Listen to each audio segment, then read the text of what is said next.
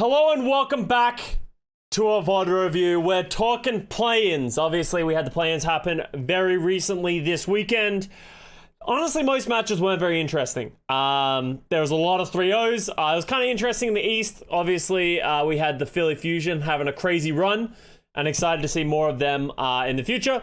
But this match was by far the best match. It went the distance, and I think both teams played quite well. So we got to see the identity of both of these teams, and I honestly wasn't upset with how either of these teams played. Honestly, both played quite well.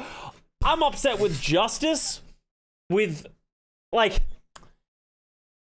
just a little bit. So, in their match that they played against the Paris Eternal, they played a lot of brawl on some points that it worked really well, and it caught the Paris Eternal off guard, and it did a really good job of dealing with the Wrecking Ball Tracer Sombra compositions. But then in this match, they decided not to play it anywhere near as much. When they did, it mostly worked. But ultimately, my biggest gripe with the Washington Justice is the Icon Volta, but we'll explain why when we get there. On the other hand, the Houston Outlaws, they played a lot of this Wrecking Ball Sombra Tracer. It was pretty good. It was pretty good. I think they actually had a pretty good grasp on how they wanted to play it. I think standout player was by far Crimzo. I think Crimzo was really good on that flex support, especially on the Zenyatta, just farming transcendences. I think Dreamer did struggle to get the effectiveness on some maps. Just Assassin just ruined his day, because we did see a redemption arc from Assassin as well. So let's get into it and start breaking it down. I don't know if we get match chat in our replay viewer. I doubt it, right?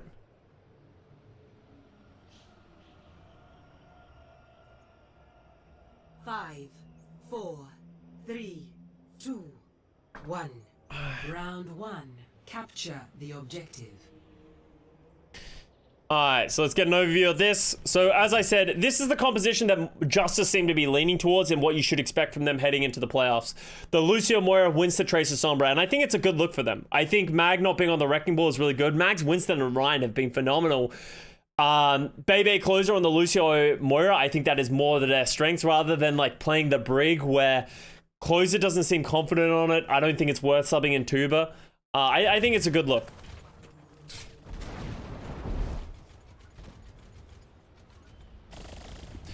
So the thing about this is, when you have this head-to-head matchup, which is going to be consistent throughout the series, Justice are the ones that need to take the initiative, right? Justice are the ones that need to close the distance and get onto the backline of the Houston Outlaws. The Outlaws actually do a great job with Crimzo and Jake in the backline of making it very difficult for them to close that distance. And it's Dreamer's job to sort of be annoying and sort of dissuade them from doing that. Why do I have two cats on my desk right now?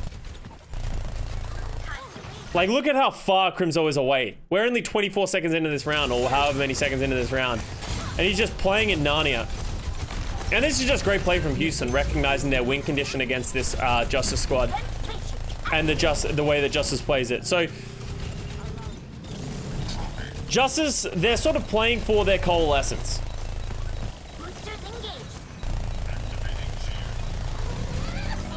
And actually, this is worth talking about as well. The Washington Justice squad's composition is not the best composition. The Outlaws composition is just straight up better. I think it is being proven in the June Joust. We talked about this. This is the rock, paper, scissors that we had in the June Joust. And ultimately, the Shanghai Dragons playing the Wrecking Ball composition proved that it was better than the Lucio Moira Winston composition that the Dallas Fuel were playing. So historically, we've learned that the Justice composition is inferior. Obviously, if they play it to a higher degree than the Outlaws, then they can make it work. It's not this like massive black and white, you either win or you lose. But Justice is playing from behind. And one of the weaknesses that exists for the Justice composition is they have no fucking damage. So it is very hard to isolate and kill lots of targets, and it's hard to close out fights. And you're going to see that as a common theme throughout this match of, unless they kill the healers from the Outlaws and they do manage to execute a good dive, it's quite difficult for them to kill anyone. Does the Zen have enough protection though? The Zen has protection, but the main protection that the Zen can have is just distance, right? Like Crimzo, at the drop of a hat, he can die, and he's playing very safe just on the back of that. So Dreamer gets hacked and gets isolated. That is going to be another another big thing that you need to keep your eye on. Dreamer just struggling to get value. Like, he's doing a lot of damage, right? He is pretty much one of the first people to get his ultimates, and that's a lot of damage for the Wrecking Ball, but he just needs to not get isolated. And he does get isolated a lot in this series. And I think Assassin came into this match knowing that it was his job to ruin Dreamer's day. So, even though Outlaws are like, you know, doing damage, they're doing work. Oh, nice Transcendence. So the Transcendence comes out at the same time as the EMP. Closer's beat I don't think is necessary, but this is a pretty good fight for the Outlaws. The biggest issue that they have is they did overlap the Rally and the Transcendence, and that is something you really got to be careful of in this composition when you're playing the Outlaws. We just talked about how flimsy the Zen is. They need to make sure they're not overlapping the Transcendence and the Rally, because it can just create this massive issue of they just don't have enough sustain in a fight. Obviously, this fight is going pretty well for them. Outside of that, they get the closer beat goes down. Dante gets the EMP, gets a bunch of kills, and they should be able to roll out through this. So I think that early beat by closer was probably the biggest issue that existed for the Justice, because Decay won the 1v1 versus Happy as well.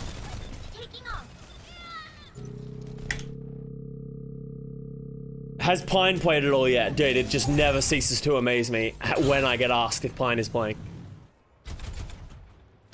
Dallas Fuel didn't even play this weekend.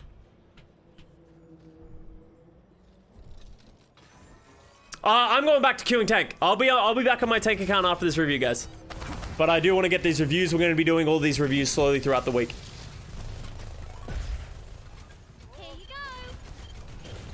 So, pretty good job of not allowing Justice to get set up, right? So the Houston Outlaws, as the Justice try and make their rotations onto the jump pad, the Houston Outlaws catch them off.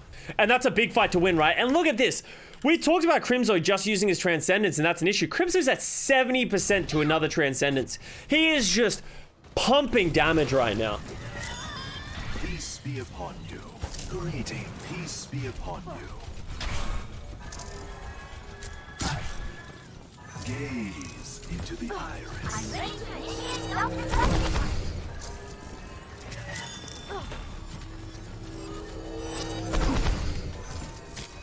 Group up with me.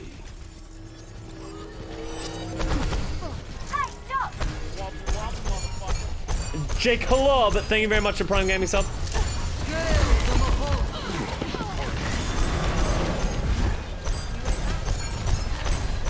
Alright, so that cost some Coalescence and Primal, but the, losing Jake gets himself isolated because he does get pushed away to the right by Mag, which is great play by Mag, but they lose the point. The Outlaws losing the point this fast is a really big issue.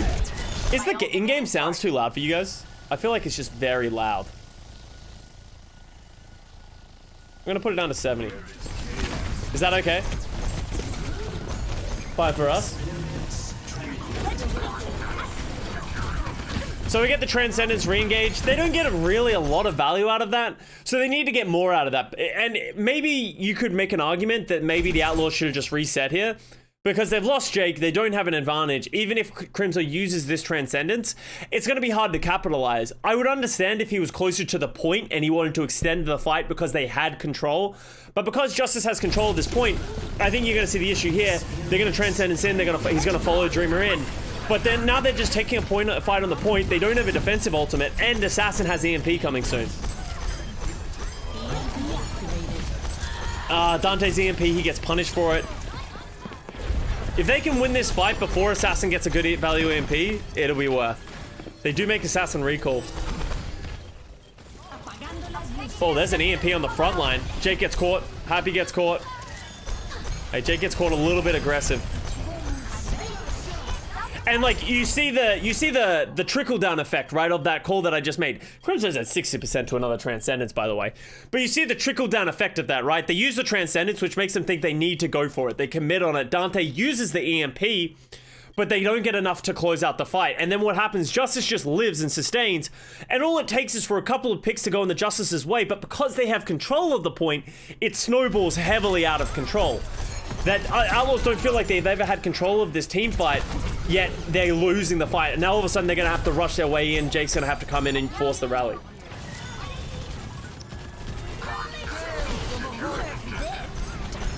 Good Diva Bomb. Love the aggression. Dude, Crimzo's taking so much damage but refuses to die. That's a great hold by the Justice. Good rally by Jake to keep Crimzo alive, and they can come back into this. And then Crimzo gets a fast Transcendence, and that's going to be the nail in the coffin for the Houston Outlaws, theoretically. So just great play by Crimzo. So that's just individual good play. Like, I think Justice shouldn't have lost that fight, but that was just great play by Jake coming back, getting value on the rally, and then keeping Crimzo alive. Oh, nice job. Oh, where'd she go? Oh, Assassin, where are we doing here? Oh, well played by Assassin. They'll know how to live. He knows that they can't spend too much time looking at him. So Assassin is close to an EMP, and this EMP should be brutal. Good EMP Diva Bomb counter dive. Crimzo! Oh, nice play. Does get the trade, though.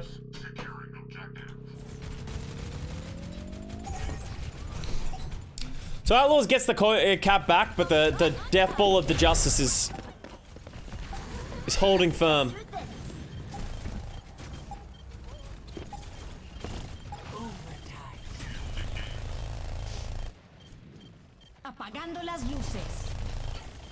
See, I think Crimzo was good last year. I actually think Crimzo was really solid last year. I think his Ana was fucking very clean. He had the curse that a lot of people have had in the past as well, is that he just played for the Dallas Fuel. I think Crimzo's always done pretty well in Owl. I just think he's never been put in a position to succeed, and I think it's much more noticeable now that he has a good roster around him. And the Washington Justice are going to close it out. Houston are just trying to trickle their way in.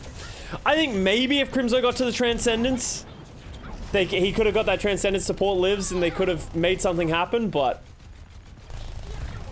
you just see the length of these team fights is just a testament to how little damage the Justice have. The Justice have so much sustain and they're so deathbally, but they just can't kill all the Outlaws, especially if there's a rally or a Transcendence. Twisted Black up thing for the 3 months.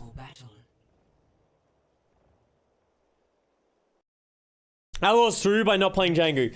And I guess that is worth talking about. There's a lot of people that go back and forth. With that said, it's something that we haven't really seen from the Outlaws. They have refused to put Jangu in when they are playing a dive. When they are going to play the Winston, when they're going to play the Wrecking Ball, they play Dreamer. And that's just the way it is. That's the way that the Wrecking Ball has been, the dive has been utilized by the Outlaws. Do I completely agree with it and understand it? No. But I trust that the Outlaws have a better understanding of why. Like, maybe Jangu isn't that good at Winston and Bull. We haven't really seen much of it this season. Like, how much has he played it in this season? Let's have a look, actually. Because it doesn't feel like a lot. It feels like Dreamer's always come in to play that dive. Houston Outlaws.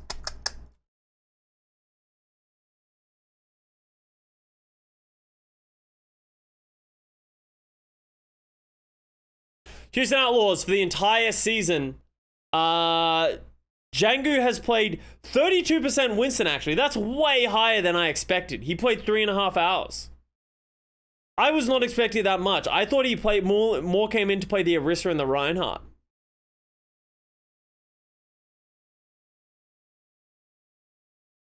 That must have been much earlier. In stage 1 he played Winston. I thought they played a lot of Reinhardt in stage 1, and that's how they got the win over the oh, whoops, my thing's a little off, but yeah.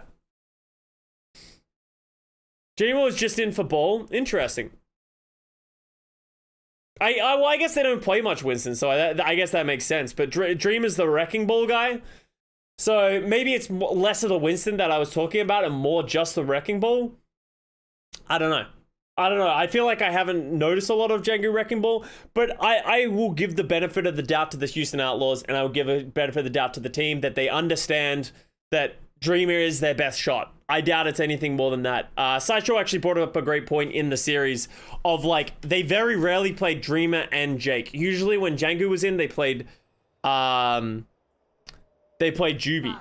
Am I right about that? Or maybe I'm getting mixed up. But there was one of them where it's like Dreamer and Jake didn't play that much historically. Capture the objective. Alright, so let's see what we got here.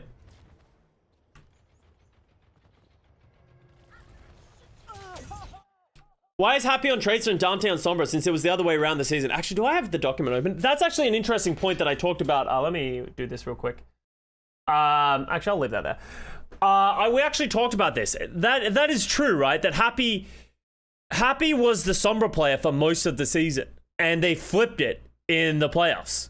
That Dante went over. Dante didn't even play according to the stats, he didn't play much Sombra at all. We know Dante's always been a good Sombra, but he was usually the Tracer player and Happy was the Sombra, but they actually flipped it in the playoffs. So I wonder if they just felt more comfortable with Dante on the Sombra and Happy being able to pick up the Tracer. I think in a perfect world, I'd put Dante on both of the Tracer and the Sombra because I don't think either of those are really Happy's strengths, but I think Happy was fine on the Tracer. Obviously, I don't think he was dominant, and I think if they had a better Tracer, maybe the series goes a different way, but this is just the way.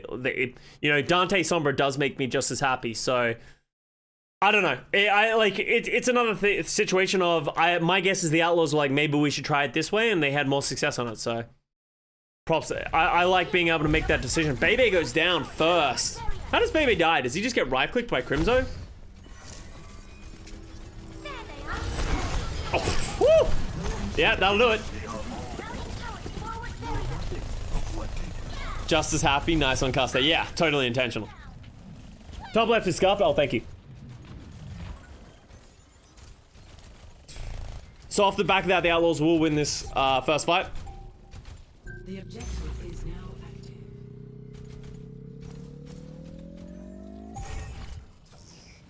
Hey, Mr. Bo. So, Justice coming in. Essentially the first fight, except now they have the thing. This is a really hard map, in my opinion, for them to potentially close the distance and get onto Crimzo. But they are, like, Houston is giving up a lot of point control for this. Like, look at how far away Crimzo is. He's just rotated around the whole way.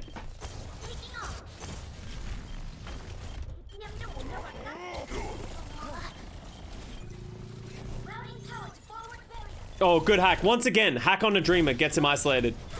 Assassin is just permanently looking for it, it feels like.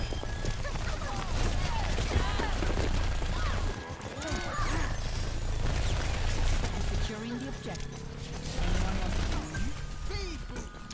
I might need this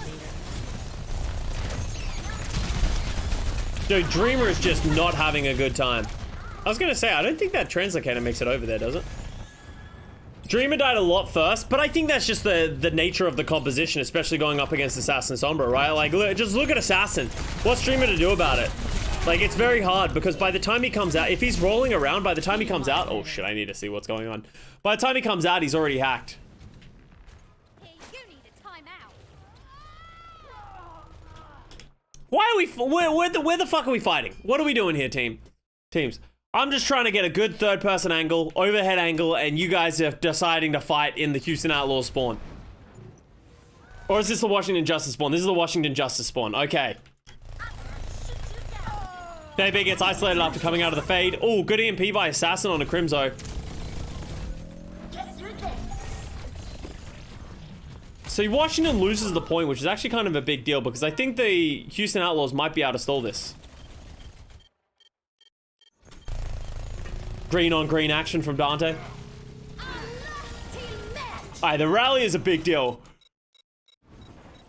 The rally should allow them to stall this point for a very long time. Oh, don't like that EMP by Dante.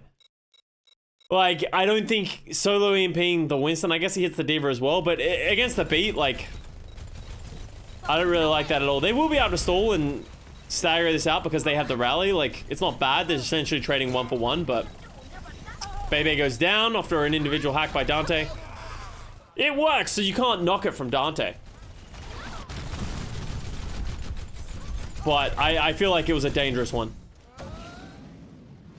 How do you counter Assassin Sombra against Dreamer? Straight up, the answer is to just play better forehead. Dreamer just needs to play better and understand it. And this is something that Fate is so good at when he plays the Wrecking Ball, is he doesn't get punished a lot in the Wrecking Ball. Fate Winston gets punished a lot. Fate Wrecking Ball somehow just seems to get infinite value, and he is just always just able to move around the map. And that's just an experience thing, and a skill thing, so. They honestly shouldn't play Bowl. Okay, here's something that I do want to step into as well. If Houston Outlaws had just won this 3-1 or 3-2, everyone wouldn't have any issues with anything that's going on. But now, because the Houston Outlaws lost in Map 5, Round 3 of Map 5, everyone thinks everything that they did is wrong. I think the Outlaws played well. I don't think, and which is good because usually Outlaws go out in a flame of glory, which is just absolutely ridiculous and everyone's mind-boggling. I don't think that happened this time. I think the Outlaws played well. I think the Justice just stepped up and played better. I don't think there was a lot of fundamental issues with compositions, any plan. I actually really like the Outlaws comp, and I think the Outlaws would have done better in the playoffs than the Washington Justice is going to. I think if Washington Justice try and come to Hawaii and play this composition, I think they're going to get found out very quickly. And I think it's easy to just like flame them for losing, but I don't think this is one of those times. Hey, I'm all aboard the Houston Outlaws flame train. You know me, historically, it's always been a good time because they do make dumb decisions. This wasn't one of them, and you should give them props where it is deserved.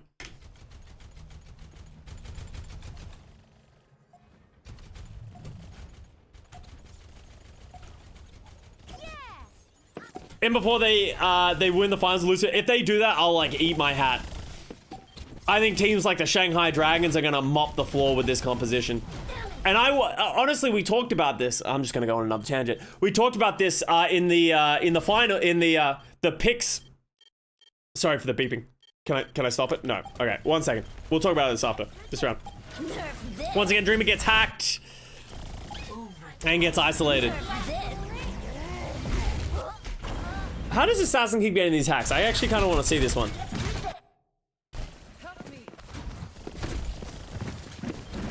It literally feels like he's just following Dreamer around. Like he's actively just following Dreamer around. Like this is their plan to isolate Dreamer.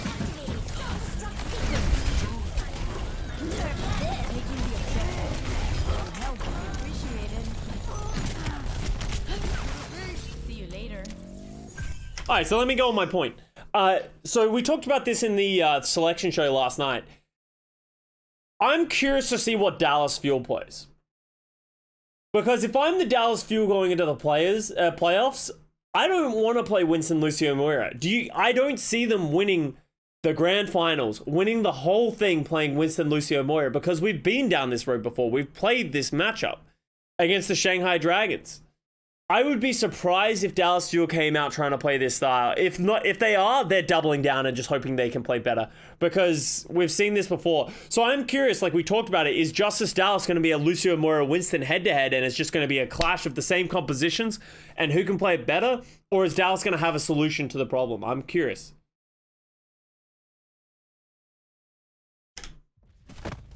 Always leave yourself. They can be Justice with it. Yeah, but you can't... It is ready. It's going to be hard to practice lots of different compositions. So, yeah, they're going to have to, like, you can't just, like, practice for the playoffs, especially because the playoffs happen very quickly, remember. Because of the way that this weekend, the playoffs are going to happen, what is it, 4 days of matches? You're not going to have time to practice and adapt and then play each team. Everyone's going to come in with a way of playing the game, and they're going to go down with that way of playing the game. Adaptation isn't going to be as big of a thing, or setting up a strategy against your opponent isn't going to be anywhere near as prominent, because you just don't have time to practice. So, we'll see. Feeling much better.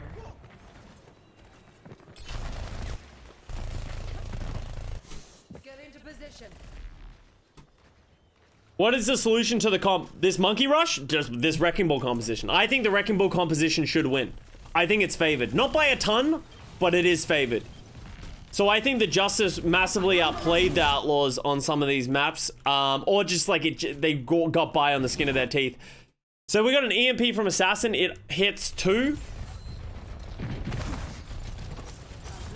Come over here. Group up with Why do you think this Lucio Moira comp can't win at all? Because we saw it. This happened in June Joust.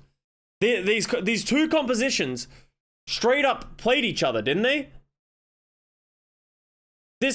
I think if you put Dallas Fuel over the Washington Justice logos and you put Shanghai Dragons over the Houston Outlaws, I'm pretty sure this is the...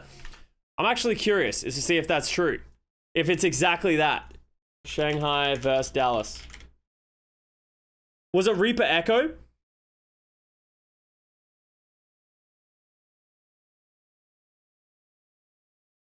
May Melee, June Joust. Finals, day 3. Dallas played Reaper Echo. And then they push. There, they did. Wait, why are they playing Lucio Moira Wrecking Ball? Am I misremembering this? Nice, yeah. Did they play Lucio Moira during this time? Am I thinking of Countdown Cup then? Am I thinking of Summer Showdown then?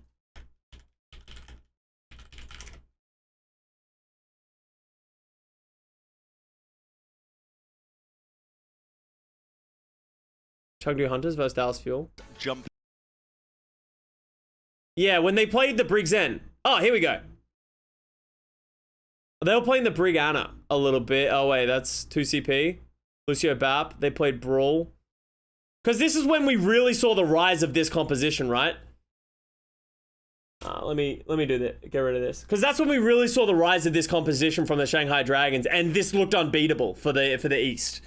When they really started playing, because this is when Izayaki farmed on the Zenyatta, and no one really had an answer to it, because it didn't, the West didn't even make it. Like, Chengdu and Shanghai just mopped them up playing these compositions. And that's sort of the point of what I'm trying to say, is that this composition proved to be one of the best, if not the best composition. And the Dallas Fuel trying to play this Winston Tracer Sombra didn't really work. Maybe with a Lucio Moira, it'll work. I doubt it. I actually like the Brigana way more against this composition than the Lucio Moira. So it's like, maybe there's some Dallas Fuel adaptations that maybe with the Lucio Moira, maybe with an Echo Reaper, they can make it work. But historically, we've seen at least, maybe not this identical iteration of it, but sort of that story before. And that's why I'm not as high on this, like, on this Lucio Moira composition. What is Zombie Comp? That was essentially what we called, like, the Neo Goats, which was like the Lucio Moira Winston. Or Lucio Moira, was it Lucio Moira Winston? But it was essentially Nothing Died, and that's essentially what the Justice play.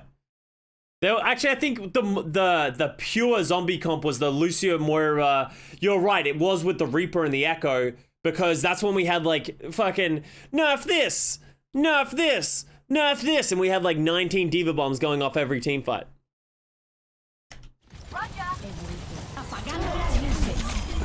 I'm out of here.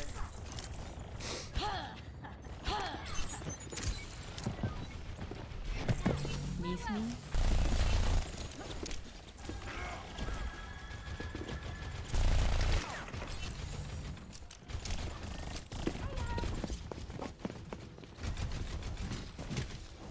As I said, things change, metas progress and all that kind of stuff. I think maybe the Winston Lucio Moira can be a better comp than this Wrecking Ball.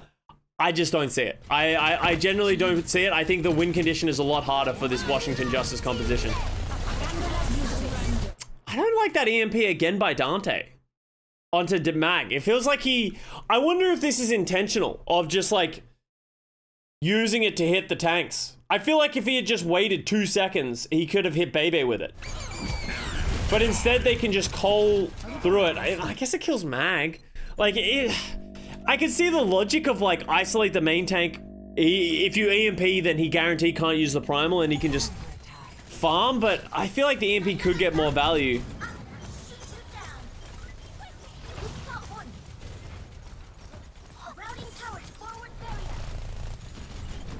Treatment gets hacked again, but there's no real follow-up.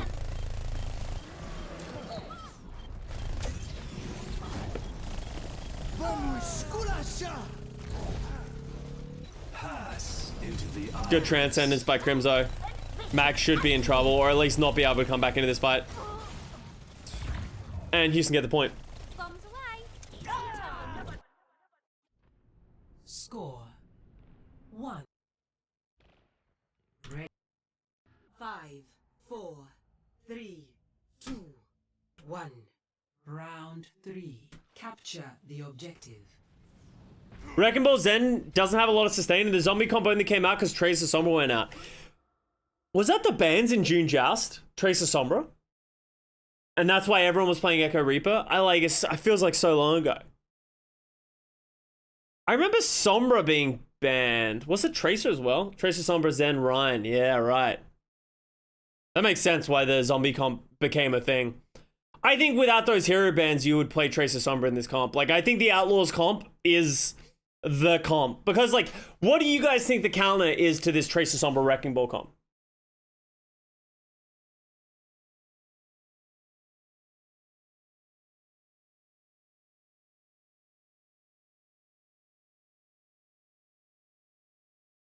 Winston Ana Lucio. I hate Winston Ana Lucio. I think Winston Ana Lucio is like one of the worst comps in the game. Especially against this. Like, what is your... Why do you need a Lucio if you're playing Winston Ana? Just play Brig. Play Winston Ana Brig at that point. And I'll yell at Justice about that on Icon Boulder. Shanghai was playing it? Did they ever play Winston Ana Lucio? I don't think so. I feel like they'd play Winston Ana Brig. I feel like everyone's played Winston Ana Brig this season. I think Brig's just a better... Like, you don't need the speed boost. I think you're just better off playing Brig.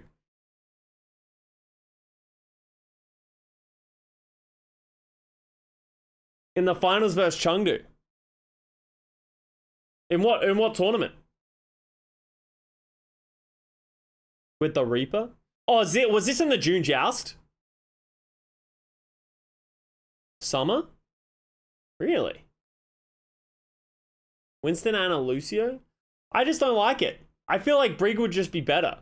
Unless you're playing like Winston Ana Lucio. Are you playing with like a Reaper and Dive? I don't know. There's no bans. Winston Reaper, Lucio Ana. I just don't like it. I just think I'd rather have a Brig 100% of the time. But I'll talk about it when we get to the Justice, because I think the Brig is just a better character.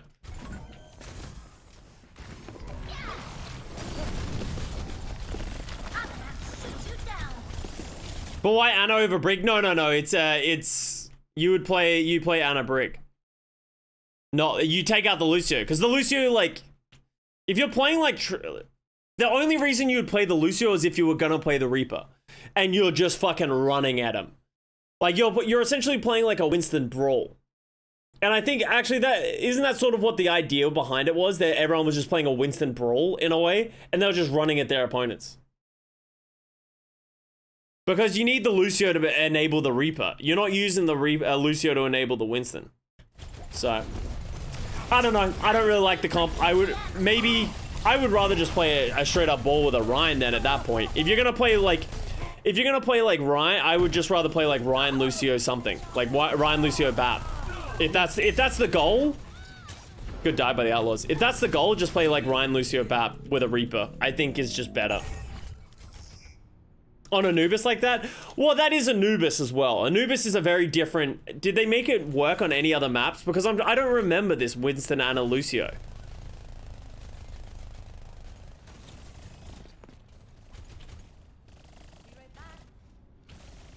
Anubis is a weird one because it's like, especially if you're playing second point defense, you just want to just play high tempo and just try and trade for picks. Played it on Icon Mode and World. Oh, yeah, I don't remember this at all.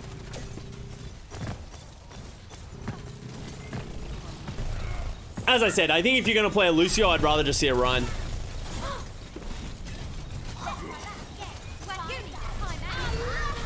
Alright, Piggy loses the mech, but they got the rally going. The rally should give them a ton of sustain. Crimzo has the Transcendence if they need it as well. Good EMP by Dante, just hitting the tanks. And it seems like Dante is prioritizing just EMPing the tanks here. Pass into the iris.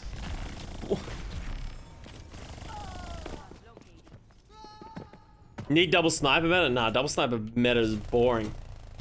Just who has the better Widow. Obviously, it's good for clips and just like seeing the Widows pop off, but I don't think it's very interesting. Ran it on Nepal. I can imagine it being useful in Nepal. Like running a Lucio, maybe Ana, because you need the speed boost to get to the point faster, but yeah.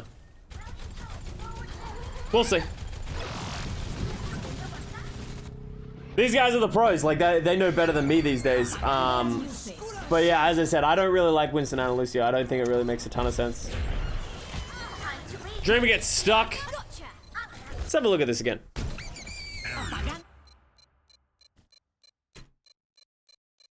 So, we got the mines, we got all that. Assassin EMPs hits the front line of the Houston Outlaws, which is pretty good if they can get Piggy out of mech without getting, and then Decay sticks Dreamer. So that's like best case scenario really with their EMP. Decay gets stuck. Happy sticks Decay in an alpha move. Decay doesn't have the recall. I actually kind of like this by Decay as well. He gets stuck. Look at this. So he doesn't have recall, and he gets stuck, and he just runs. Like this is a good teammate. He goes to the far corners where no one's gonna be. Dies in peace. Houston Outlaws should lose this point. That was just too many ults from the Justice. What was that? EMP Primal beat. Get into position. Hi. Get through this. Hiya. Cut it out. Activated. Ash Tracer. Yeah, I like Ash. I like watching Ash. I don't like Widow as much. Or like Double Sniper. Hiya. Maybe it's because I'm a support player and playing with a Double Sniper is just really boring because you don't have any effect. You just res the people that die. And then try not to get sniped. So we get a very aggressive dive from the Washington Justice. Interesting bomb placement, but heavy trades to Fury. But the Justice should be able to clean this one up. That is all their ults though. Oh, especially with the Cole. I think if you're the Houston Outlaws, you just disengage from this. You take that. Now they just get to come back with EMP, Diva Bomb, Transcendence. They're gonna have a rally. Like, I think Justice did not get enough value out of those fights with those ultimates. I think they needed to, if anything, I would have liked to have seen them play more passive with that last fight because they need to charge other ultimates. Now they literally have nothing. Decay needs to go sicko mode with this ultimate. Dante gets the EMP, hits the front line, makes it almost impossible. They didn't even need the Diva Bomb or the Transcendence.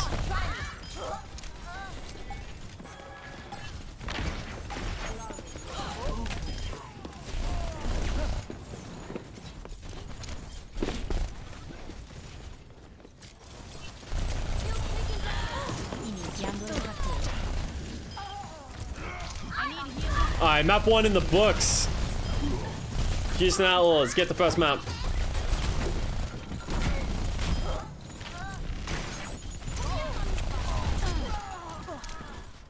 Hey.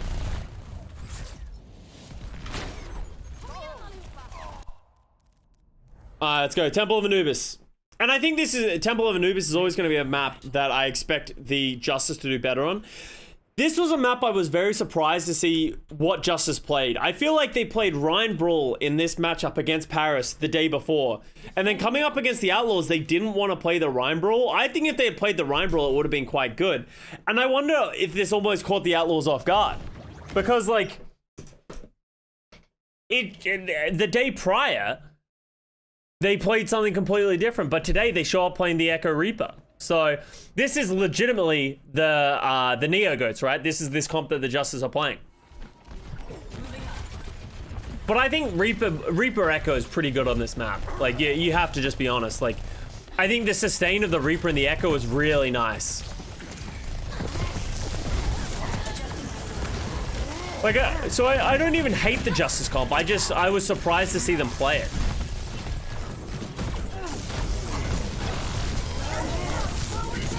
Assassin gets Dante. Why does Houston give so much space here? Did they lose someone earlier? No, right?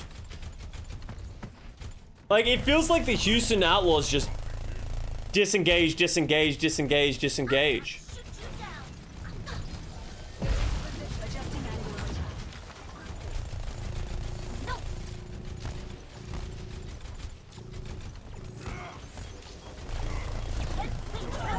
Yeah, like, the only one trying to hold space is Dante, and he gets punished for it. Like, they needed as a team to be playing more aggressive.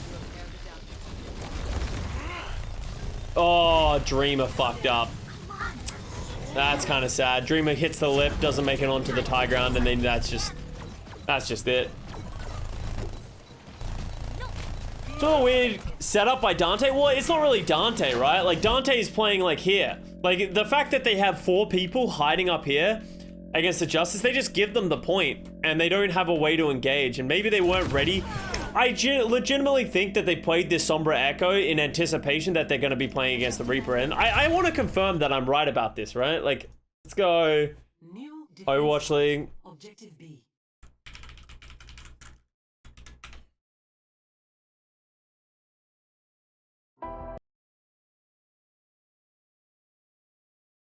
The Justice versus Paris, Teleporter into right? You can definitely punt Shut it. up, Matt. Oh no, they did play this on attack, which is interesting.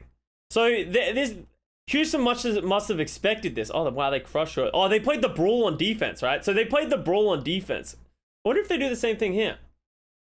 So that makes sense then, if they think. So I don't know why the Outlaws played this composition then. Did they think it had a matchup? But I feel like they can't win until they get ultimates. Objective lost.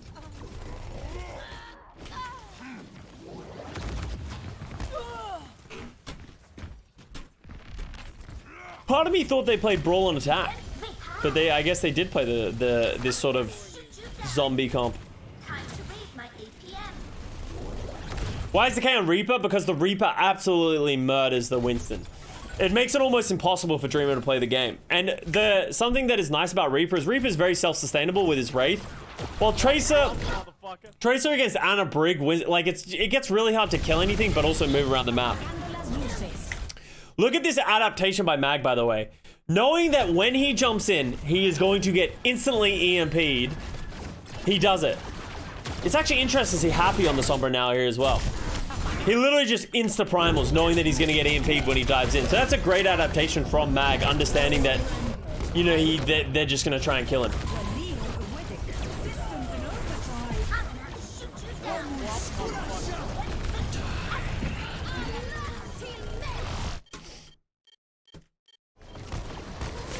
The rally is a problem, though.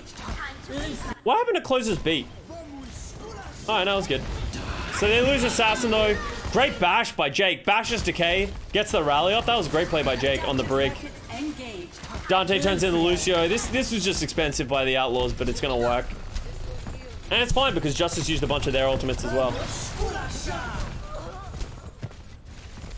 The Dante Lucio. The Juicio. The Ducio.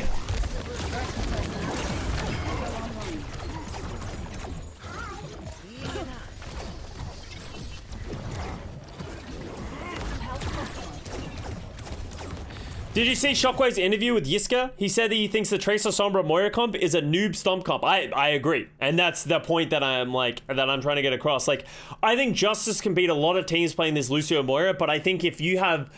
I don't think it's going to work in the playoffs. I just don't think it's going to work. I think it's a very easy composition to execute and play, but I think at the highest level, it will get found out. And so I completely agree with Shockwave.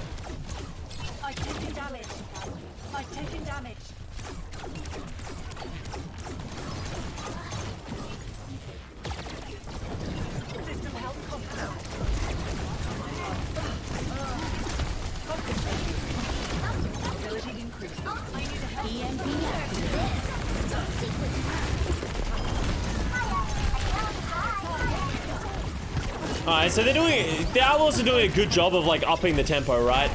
They're trying to play it the right way and proving why this is such a bad map of if you just go first and kill one person, they have to disengage. So they just use the EMP, and now this time they're gonna nano the Winston in. The Winston's gonna go in, play aggressive, and he can primal if he needs to. And then by then, Jake will have the rally. Hopefully Happy will be close to another EMP. Dante will have the copy. And then you just cycle it back and forth. I think they're giving way too much space here. I think the Outlaws are way too passive on this setup. Giving them a little bit too much space for my liking. Yeah, and now he has to like primal. I feel like this was a little off by the Houston Outlaws. I don't know if I missed something, but... Fortunately, they get the kill with Dante. I don't like that beat at all. That's the second beat that Closer has used when they're in a 5v6. First one was when Assassin died, the second one was when Decay died. In 2CP, especially Anubis, if you don't have all 6 players and you don't have an advantage, I think it's just not a good idea. So now, like, here's the thing. If they kill Jake, oh, well, they get the mech. Even if Justice come in with an ultimate, Dante's just going to copy someone, and then they're just going to go on to win. So that's another wasted ultimate. That was copy primal beat Cole. I don't even know if they used D.Va on there, and they just haven't even got close to an advantage. Wait, why specifically Anubis? Because this is where the spawn door is, and this is where the point is. If you lose someone on attack, this is where your spawn door is. This is where the point is. Okay? That's why this is a bad map.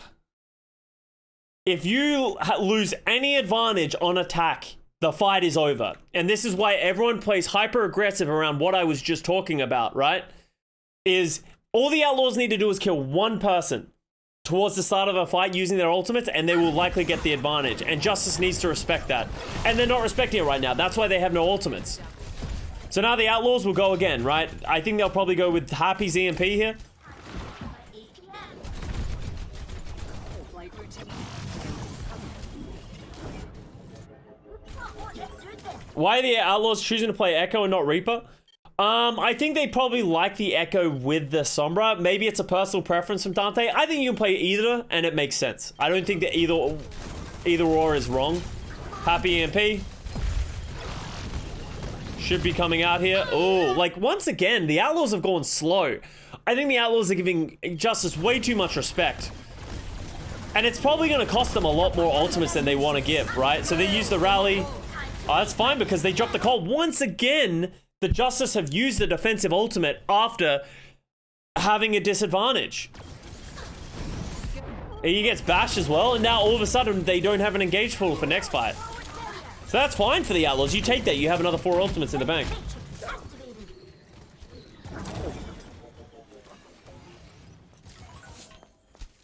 Dreamer switches to Ball, which I like. I like it because Assassin wasn't playing the Sombra, right?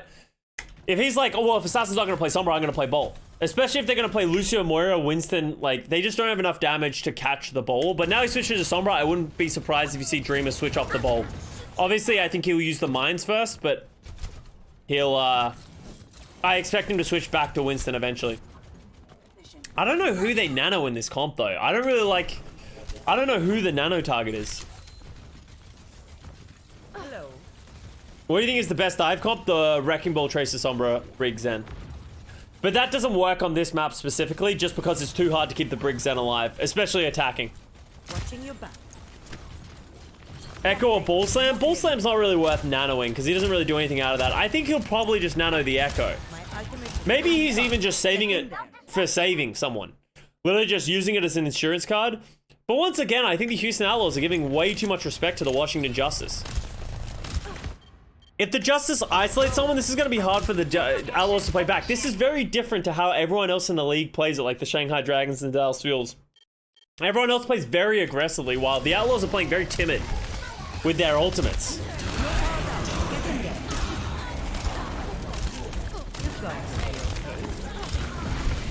And here is why, right? Like, I don't like this.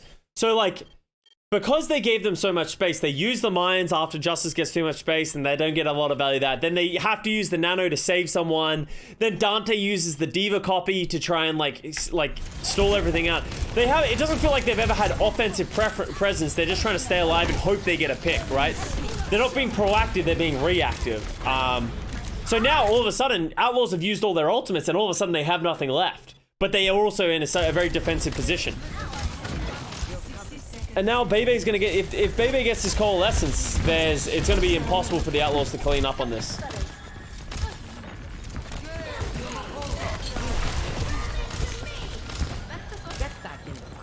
So here comes the Jake Rally, happy EMP. I think it's gonna be hard for them to close out this fight though, because they would need the world's greatest EMP and to get some good isolations.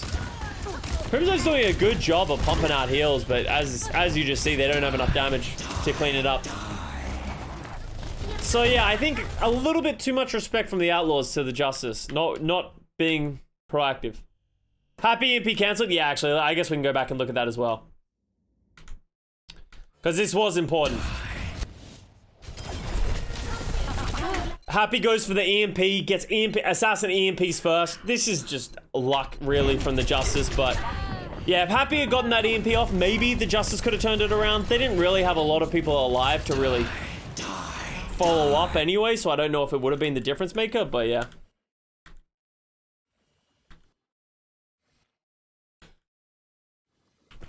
Ready for battle. So the Justice playing Brawl on defense, and I actually really like the Brawl on defense. I think this is quite hard to dive against. I like this composition. 5, 4, 3, 2, 1. How do you feel about Jake on main spot? I think Jake's Brig has been really good. I haven't really liked the Juicio or the Jersey much. But yeah, like, I think it makes a ton of sense. His Brig is very good. Very, very good. I think is a credit to, like, a lot of, like, how Crimzo pops off and how the team plays in this ball comp. So I think it makes sense.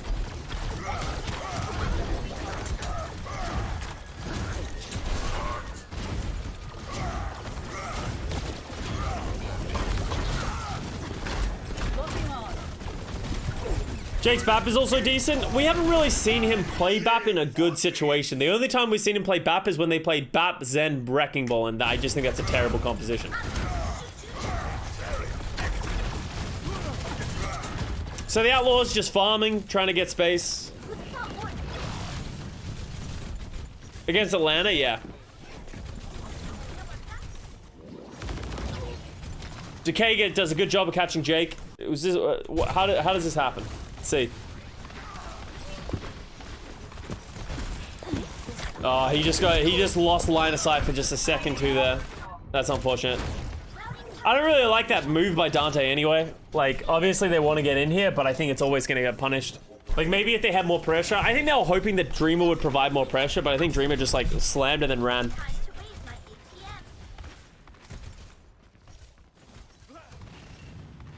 APM.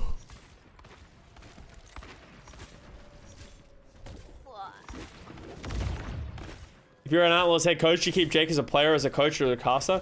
It'll be interesting to see what rosters in general do. I think rosters are going to downsize pretty heavily going into Overwatch 2. At least that's what I would do as a GM.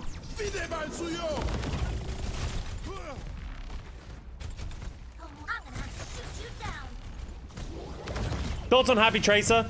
It was fine. Not great. Just fine. He had some good moments. He had some bad moments. Alright, so we finally get a dive from the Outlaws. The Justice lost way too much control here. Decay gets a good high noon, though.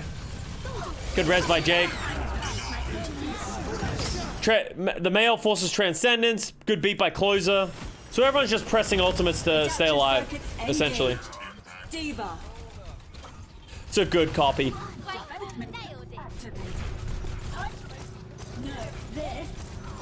I honestly think Assassin needed to get more value out of this male.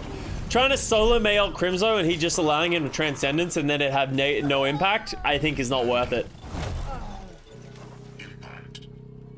Would you prefer Winston over Wrecking Ball? Not if they want to play the Zen Mercy. I don't mind the Wrecking Ball. Also, like, I genuinely think if they're not going to play a Sombra, just play Wrecking Ball. Like, if you're confident in your Wrecking Ball's so free. If they don't, especially if they don't have a Brig or a Sombra, you're just free. Like, no one can do enough damage and no one can slow you down enough. Time to raise my APM. Do you think that not keeping hydration was a mistake or not a big deal? Not a big deal at all.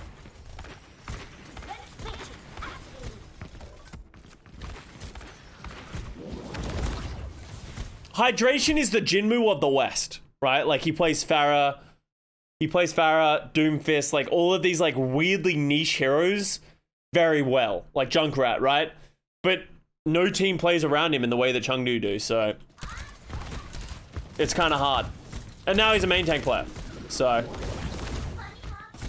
I think it was always going to be interesting that the fact that they signed Hydration when he spent an entire year trying to play main tank. I think it's hard to come back from that.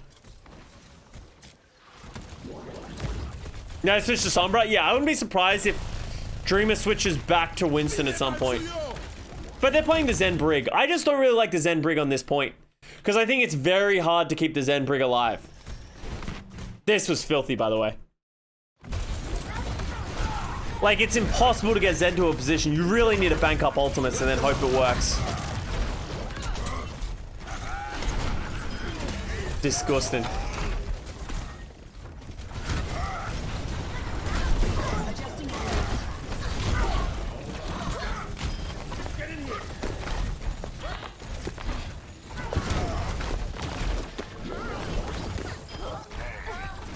Full Zen Brig is this not good? It's for the reason that I talked about earlier, right? Of like, it's really hard to keep a Zen alive, but you have to try and get very close to the point and help your team get to the point. But it's very like it's quite easy to just get caught. So they need to bank up their ultimates. They need the Transcendence. They need the rally, and then hope that they can close the fight out quickly. No, we're VOD reviewing today. I was always VOD reviewing.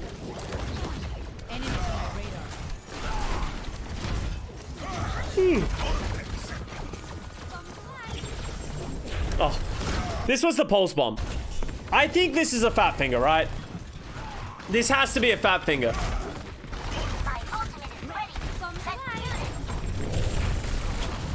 Just fucking pops it onto the ground.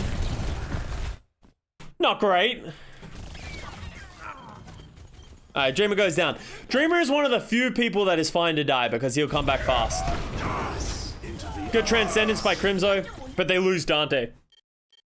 So now they're 2 people down and they've used the Transcendence. It's going to be almost impossible for them to close out. They don't have the damage, right? Diva, Zen, Brig, Tracer. If Justice just play for the respawns, they'll be fine. I really like that they use the Diva Bomb and the EMP there. I feel like Outlaws have a chance to walk in with this rally here and get a lot of value. And as we talked about, they go to the Sombra Brig, Dreamer switches over to the Winston now. And they actually go to the Ana as well. I actually love this swap by the Outlaws. They go to the Ana, Winston, understanding that they're going to need more of that survivability. So. Oh, Chris, thank you very much for the Prime sub. Welcome to the fam.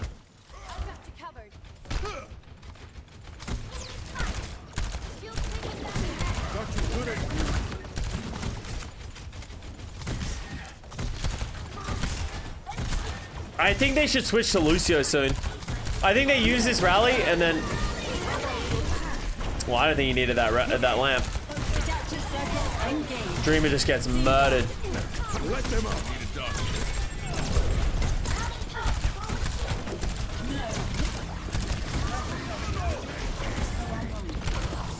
So Outlaws have no ultimates now, so they're in kind of a tough spot at this point. I would love to see Closure switch to Lucio so that they can play more aggressive now. But like the Brig's not bad. I just think the Lucio might be able to force their positioning. But it is a, you know, if you have Brig rally, it's just like a win condition. So I don't hate the Brig. Maybe Lucio would be better because that enables your Reaper and your Reinhardt, as we've talked about historically.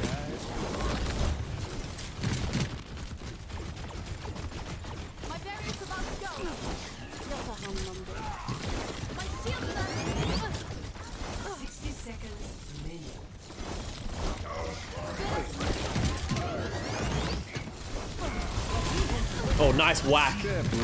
That is a big value of the Brig. Being able to just bonk the Winston when he gets nanoed.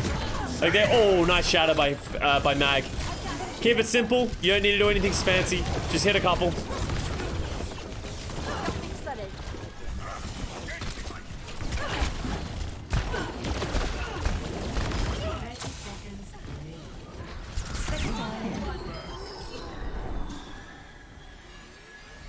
And you got a good timing here to get rally for last fight. That's fair.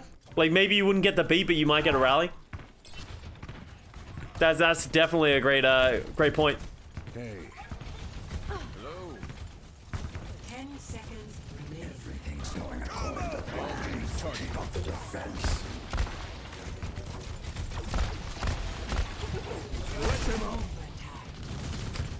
This is so hard for the Outlaws to win. They're about to come up on a lot of ultimates. If they can get to all the ultimates, they're in a good spot. Well, that's a good purple. It's too much damage. I said, like, they just came up on copy. Oh, Dante and Jake dying is so tragic. They both have rally and copy. If Dante gets that copy off on the Diva, Jake gets that rally off. It's going to be a very different fight. Crimzo gets to the nano. How'd the climb go earlier? We stalled just past 2900. Not great. We were doing well until we weren't. Alright, that's that map done. Dragon mode. Ready for battle. Hey, Salem. You want to be a part of the VOD review? Yeah, come here. Be right back. Oh. Attackers incoming in 30 seconds. How's your day been? Good? Mwah. This cat is named Salem. Yeah, it's Sab's cat. Go on, go chase your sister.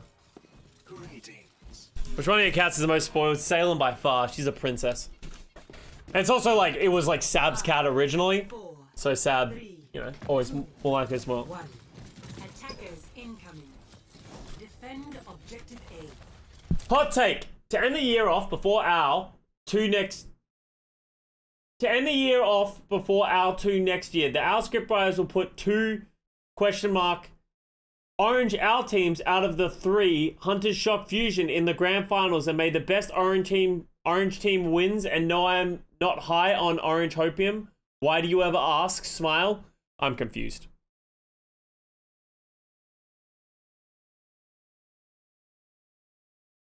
So orange teams are gonna win? Orange hopium? I'm down.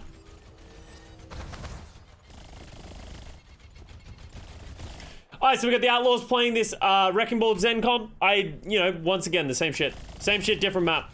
We saw this on the first map.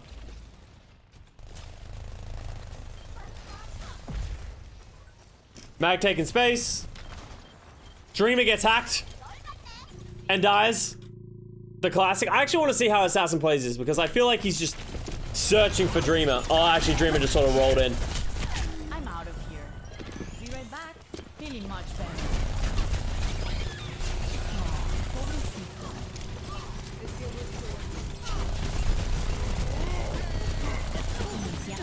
I need healing. Good peel by the team.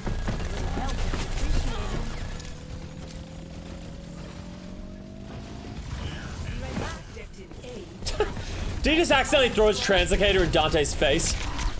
Yeah! So the Houston Outlaws give a bit of a Charlie Niner to that point there. It's a really bad recontest. That cost them a lot of ult charge to the opposition. To the Justice, like... when it didn't really need to happen.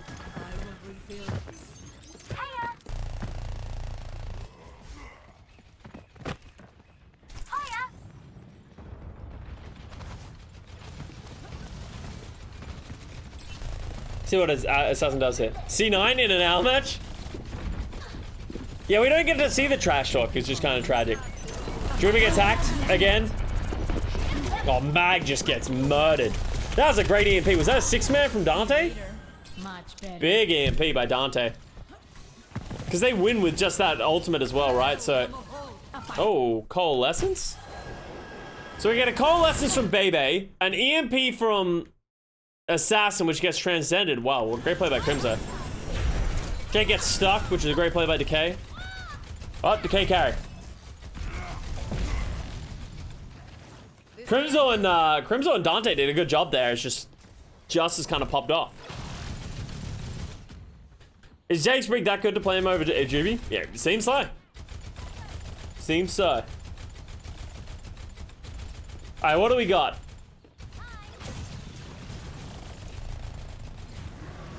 Pulse bomb and a mag. Jake gets Bebe. How does Jake get Bebe?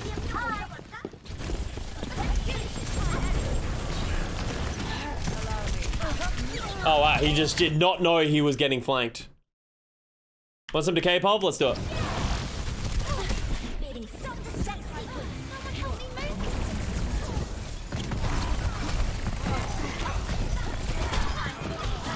Man, Crimzo almost didn't die. Look at that peel by the Outlaws.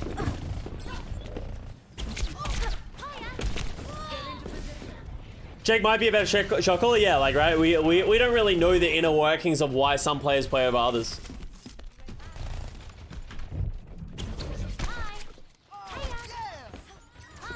Why the fuck did Jake make the swap to support? Because Brig has been so prominent and it seems like they wanted to have a better Brig player. Like, Jake obviously played a ton of Brig back in Season 2 during GOATS. So, and Jake's obviously a good shot caller and a great player to have in the lineup at any moment. So, oh, it's okay, hack. Good hack by Dante. I might need this later. Mucho mejor. As Avas says, he thinks it with his dick and at team meetings. Jake says he's playing, yeah. Jake, as the new coach of this team, I am deciding to make some roster changes for this match. Jake is in on support, Juby is out. Any questions? Not a great beat by Closer.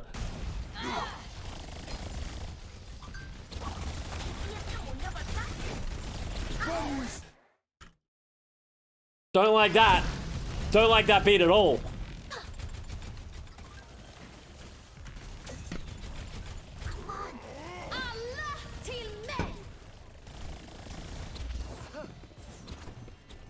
Oh, Baby just faded, but he's getting caught. Yeah.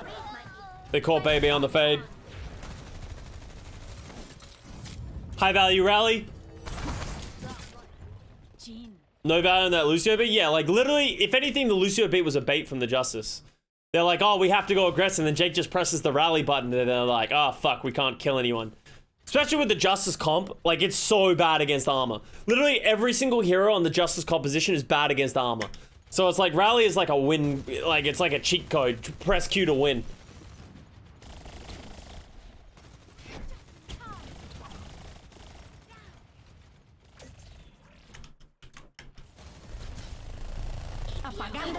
Dante, EMP, pretty good EMP. Hits the Sombra, hits the Divas. No one else can really follow up. And this is the problem with the Justice's comp. Oh, they're gonna call? They're 2 down. What are we doing here? Yeah, they're really struggling to close the distance onto the backline with this. And that seems to be the weakness of this composition. With Lucio Moira, if there's just like, if it's a really spread out map, it becomes very difficult to close out fights and close the distance to be able to engage. And the Zen is just so valuable. Alright, so they use the EMP. Outlaws just don't have any ults left, really. Oh, actually, this is sick. Yeah. Look at this. Well, let's go back a little bit so we can appreciate it more. Look at this play from Mag. This is just so clean.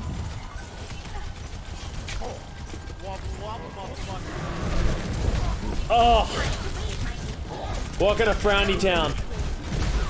That was so sick.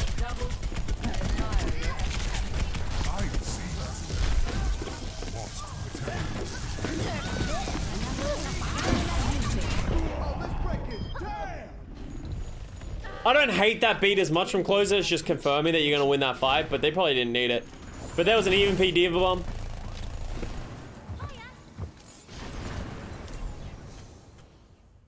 Monkey. Poke-Orb, thank you for the prime sub. He actually murders them, yeah. Mags, Winston, and Ryan. Mwah. Actually so clean. You love to see it. Mag Wrecking Ball, not as nice. But yeah. So here they go to the Winston Luciana, right? So let's talk about this. What does the Lucio provide in this composition?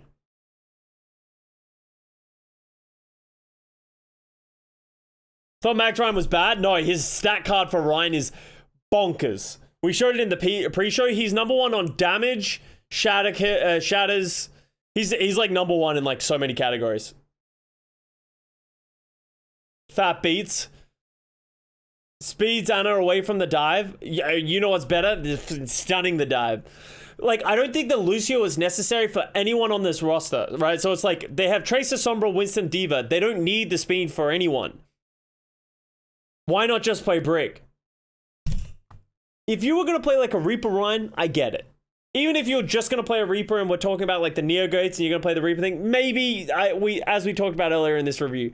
But I don't like it in this composition. I don't think the Lucio provides anything, especially seeing as how good Brig is against Sombra, Tracer, Wrecking Ball, Diva, literally the entire opposition team.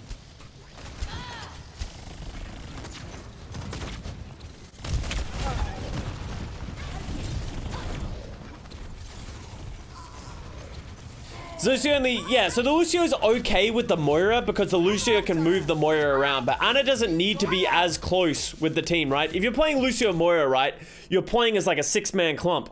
But when you're playing Lucio Anna, that's not as necessary. Just, if they want to play this comp, just keep playing Moira at that point, right? If they just keep playing Moira, you know, fuck it. Like, all the power to you. But the Anna, in my opinion, doesn't make any sense. If you're going to play Anna, you should play Brig.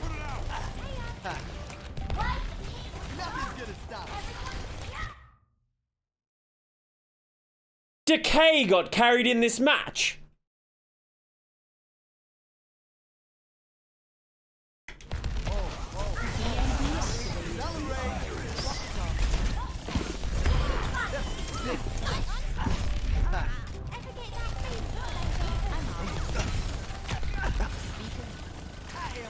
I want to have a look at the Lucio. See what we think. Let's see what we think.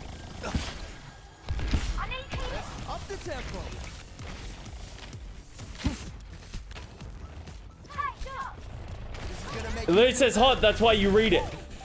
The way, a hot take doesn't allow you to say something so brave yet so wrong. Right? Like,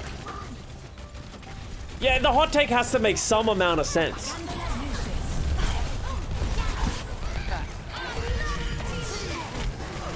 Lucio's so useless. 60 seconds remaining. Like, they're not even using speed. He's just sitting here healing. If he just played Brig, he could do this every time he hit a whip shot. Activating self-destruct. Oh, let's break it. Damn! Like, Rally would be way better here than Beat as well, right? We can all agree that Rally is a much better support ult than Beat. Digot is crying. Like, there are times for Lucio in this meta. There is. Like, if you want to play the Brawl, there are definitely times you can make Lucio work. Like, Justice plays Lucio, Moira, Winston. It makes sense. I just don't like the Lucio Ana. Because it doesn't feel like their initiative as a team is to move now. Okay, and you see they make that recognition, right? Closer wants to go Brig, but then Mag's like, no, I'm going to go Ryan. Which is a good guess, right? Which is a great, like, adaptation. Like, if you want to play Lucio, Ana, Ryan, I kind of get it. I'd still prefer the Mercy, but the Moira, but you have an Ana at this point with almost Nano. That's fine, but there's 12 seconds left. 10 seconds remaining. It's gonna make you feel better. They should be able to get the Nano off of that. Nano the Ryan. Nice.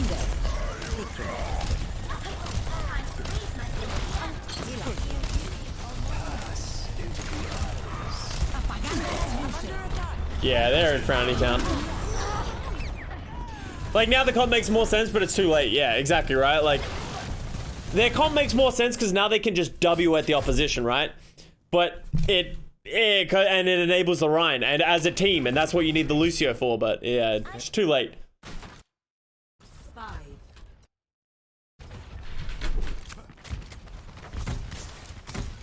Salem just fell off the desk.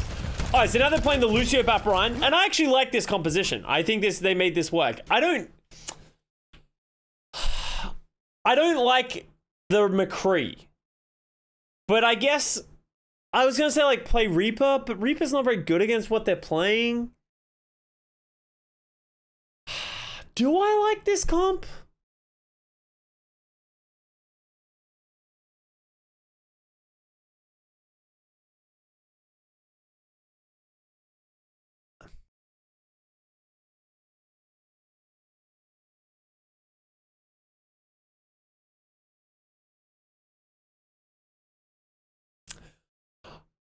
I don't like it because I feel like they're mixing up their strategies too much.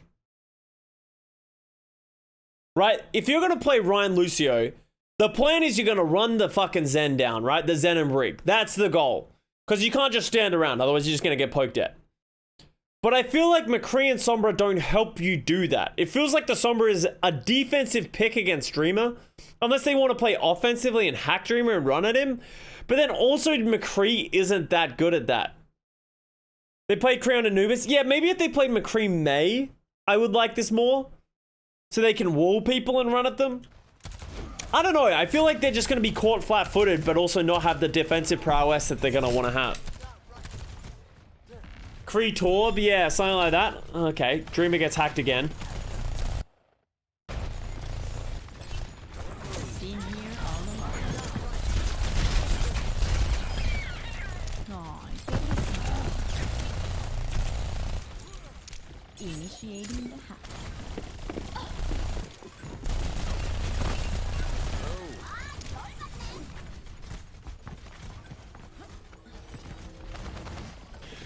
The problem with May, they'll have no one to block. The reason I like the May is that you can wall the Zen Brig, but maybe that doesn't even work. Maybe the Zen Brig just playing fucking Narnia. But you sort of see what I mean, right? If you're playing Ryan Lucio, you want to run at them. But it feels like they're not taking any initiative, right? Like, look at where the Zen is. This is fucking juicy, right? If they had a May, they would just, like, speed the Rhine and then drop a wall here and just run at these guys. But because they do that, like, they don't go in, but they're also not defensive enough, right? So all of a sudden, they're kind of counter-diving with the Rhine, and then Mag just dies. So at this point, what is the Lucio providing? You know? And then they just C9.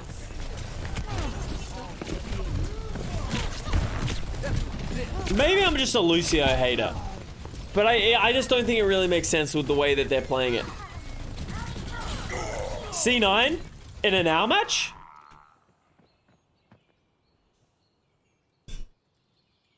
Moral support.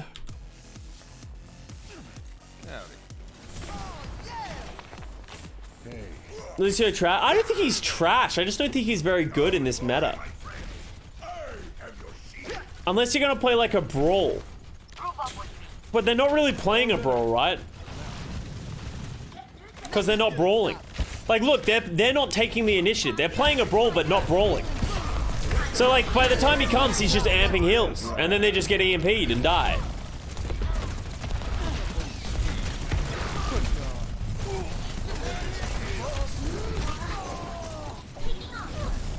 Monkey. So, yeah, go back to the Muisin Lucio Moira. I think that's just the better play.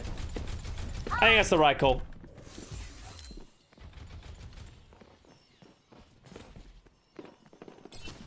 They play like it's an Orisa comp. That's a great way to summarize it, actually. Playing a comp but not actually playing the comp is my favorite ranked pastime. Honestly, true. Oh, nice hack on a piggy. Because here's where you're getting value from Lucio, right? Like, this is why this Lucio Moira comp makes sense. You look for hacks and you walk around as a unit with the Moira, right? Like, you just run around, and so then with the Lucio you can do it really fast. So I think, and the Moira does the healing, so the Lucio doesn't need the amp healing for the most part. Boom, right? That comp makes sense.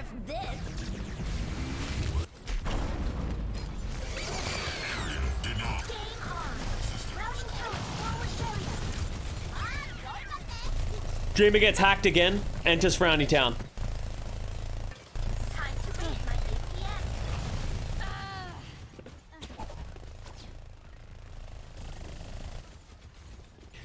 Is Washington good at ball comps? No. Theoretically, should be really good at ball comps. Are they good at ball comps? No. I almost wonder if the problem with Washington Justice's ball comps is their backline. Like, Decay and Assassin are good players. Like, I know that they weren't playing as well in the thing, but I wonder if it's just like Bebe Closer or Bebe Tuber just don't get enough done and don't work enough. Don't put enough of the work that all of a sudden, like, Fury has to peel more than he should have to. They have to commit too many resources. They can't control space. Like, I am curious because theoretically, they should be good at it. Like, maybe Mag's Wrecking Ball isn't up to scratch, but I wonder if it's like a combination of the backline as well. Bebe fucks on Zen? Yeah, but maybe it's the way that they play it. Maybe they just don't get it. I don't know. I don't know. So here's an EMP. I don't really like this EMP because who do they punish? And they're so ready for it. Piggy just throws a Diva Bomb. Like, I feel like that was a forced EMP. This actually feels like Washington when they were playing the ball comps, right? It's like, they're like, we know what we theoretically should do, but we just don't do it. So then they and this is when Dante flames them. It's like, this makes no sense. So they fuck up the EMP. And then they try and Cole, which makes sense. But they pop them both at the same time. Like, why is Closer using the beat? He should know that EMP is coming. He should never beat here. He should be hiding. Bebe should... It's like, this is just fucking bread and butter for Dante. And Dante just gets the easiest, freest EMP. He gets so much value out of it, and they just win this fight for free. That was a fight where Justice used EMP, Cole, and beat, and they lost, and it wasn't even close. And if you didn't watch the match, Dante let them know about it in chat. That was him typing, like, calling them trash and using support ults, because that was really bad support ults. Rule 1, don't support ult into EMP. If you do have to support ult into EMP, make it hard for them.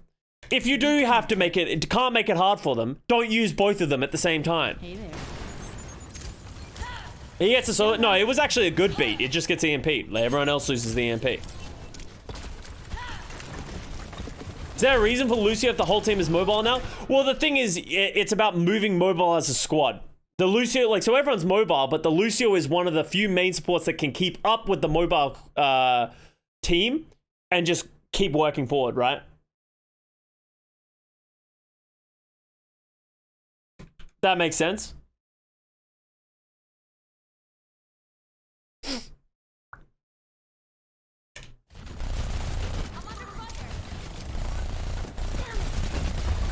And so now they're playing the Ana Lucio Winston again. Like, why go Ana here?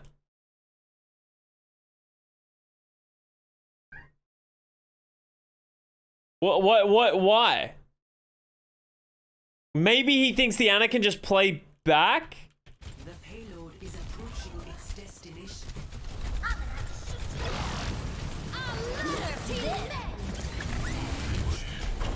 They just rally and walk at them. Defense matrix activated. How does Matt get this kill? This must have been a sick juggle.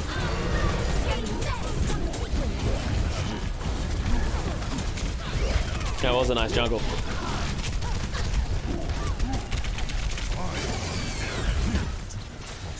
The mines, there's just too much sustain from the Outlaws.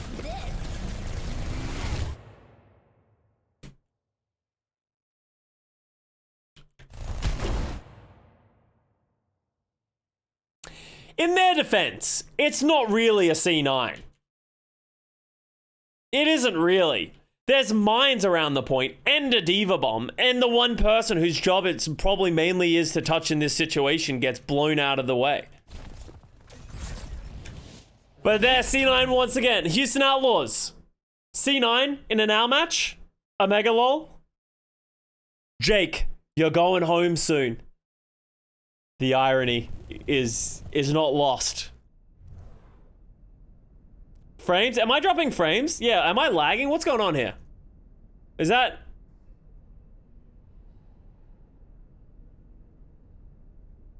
good now?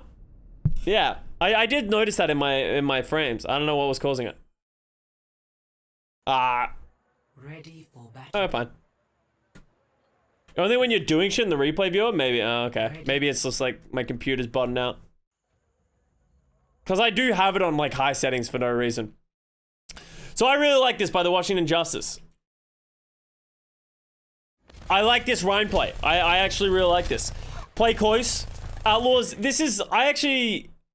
I like this pick by the Justice because I think this is quite a bad Zen Wrecking Ball map. So I think this is a smart pick because it's going to force the Outlaws to play the Winston composition.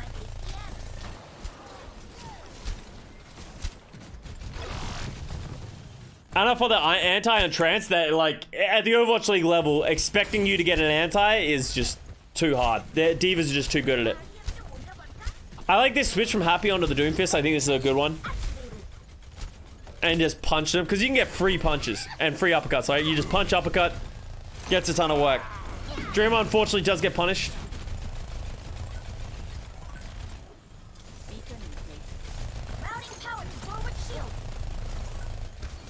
I think they should have gone all in and used the Mei 2. Yeah, I agree. I don't know why Assassin is on the Sombra. Maybe they thought, like, a part of them thought that they might play the Wrecking Ball. Oh, Assassin gets hacked. Quick call by Bebe. The problem with the Doomfist is that is exactly what happened here, right? Is that they walk out of the room and now all of a sudden the Doomfist is like kind of a throw pick. Like, I like the Doomfist idea when they're going to stand in this room because you can get a free punch every time, right? But it doesn't work as soon as they walk out of the room, so... But Happy almost got a Doomfist hold in that whole time, so he's doing well.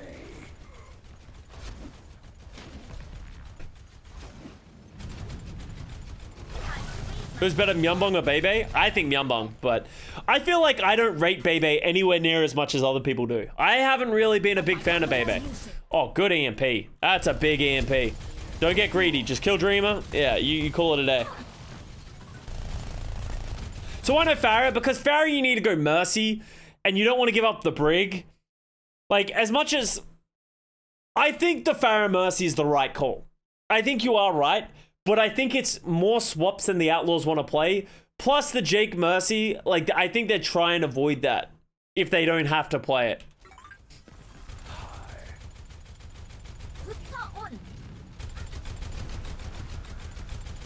Time to raise my APM. Knowing they're going to play Monkey, would rather see Jenga? Yeah, maybe. Oh, that's a good bomb. Oh, Mag just enters Frowny Town. Good Diva Bomb. Jake gets hacked, though, and gets punished. Good trade. Closer beat is late again. And into an EMP. If he's going to use it, he needs to use it here. If you're really thinking you're gonna need it, use it here. And then force Dante to use the EMP. You can't wait for 2 people to die and then drop the beat. Like, that doesn't make any sense.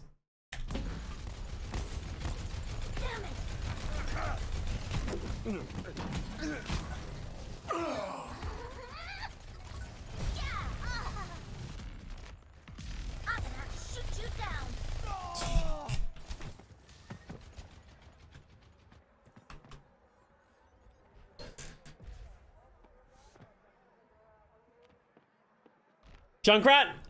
Junkrat could have worked as well, but it's Junkrat struggles on the same thing with Doomfist, that as soon as they walk out of that room, it's a throw pick. Just fucking no fucks given.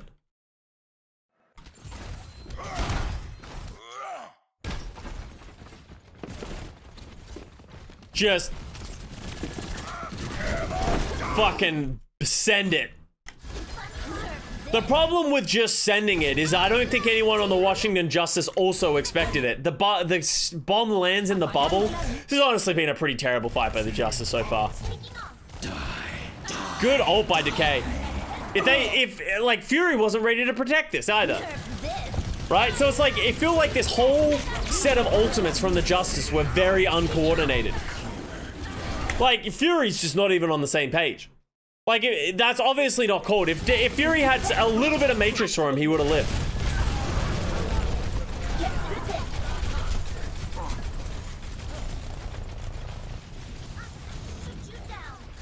So that's 3 ultimates in which, if they had just worked together better, all the ultimates would have gotten a ton of value. But they didn't. Fury, Ben Affleck's working a sick pick. The payload has reached the checkpoint. Alright, back to the Winston, Lucio, Moira.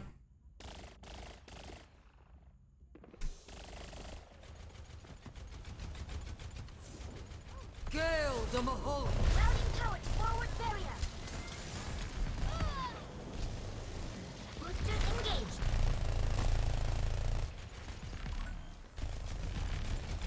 Alright, so we got the aggression coming from the Justice, doing a bit of spawn camping. Shoot you down.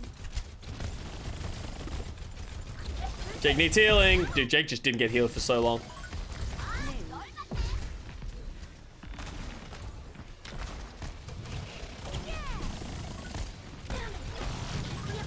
At least they're playing aggressive. Yeah, and this is why I would rather just see Justice play this Winston, Lucio, Moira. It feels like they understand the composition better.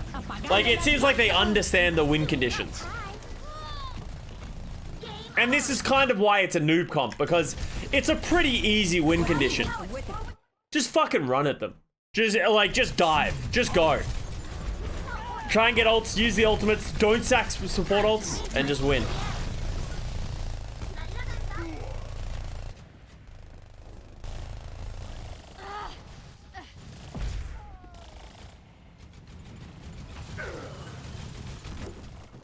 Alright.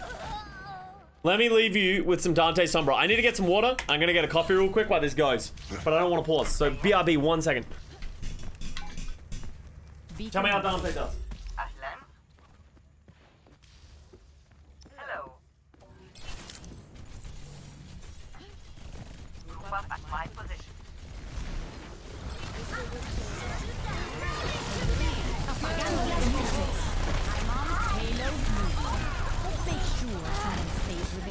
Be right back. I need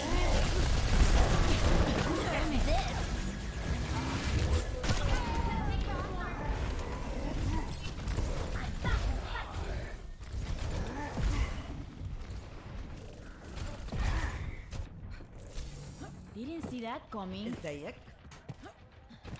Beacon in place. أهلا. 60 seconds remaining. I need healing over here. I need healing. Be right back. Need healing over here. I need healing. Need healing over here. Better. Hi, forward shield. Activating self-destruct sequence. 30 seconds remaining.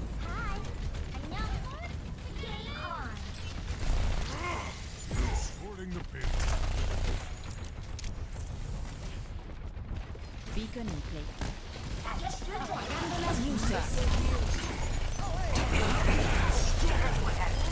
10 seconds. We're running out of time. Everyone, attack. Pull the payload. Pull the payload. Looking for me? ¿Qué onda? I'm on fire. Come on, try me. I might need this later. ¿Qué tal? The payload has reached the checkpoint. My ultimate is charging.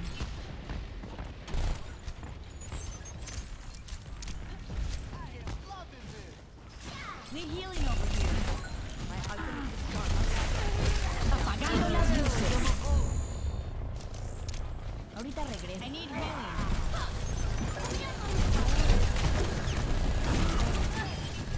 Lighten up. Need healing over here. 60 seconds. Don't mind me.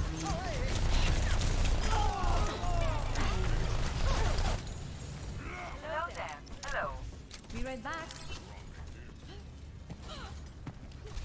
¿Qué tal? What happened? Alright. Chat, TLDR. You guys are gonna analyze. Oh my. Arena, did you riot while we were gone?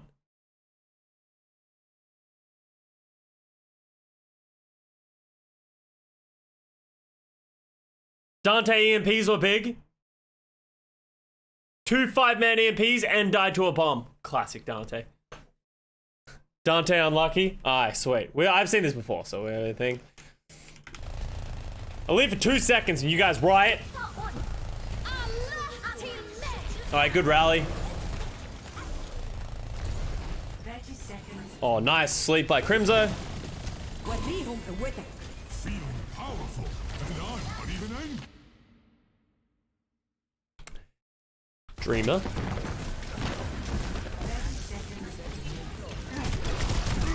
So in 2 seconds, I had to pee as well. This is such a bad jump. This is... That was not a good jump.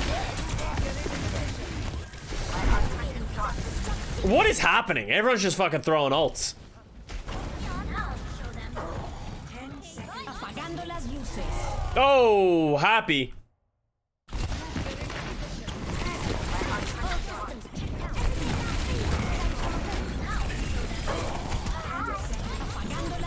Oh, nice play by Happy. 4K, baby.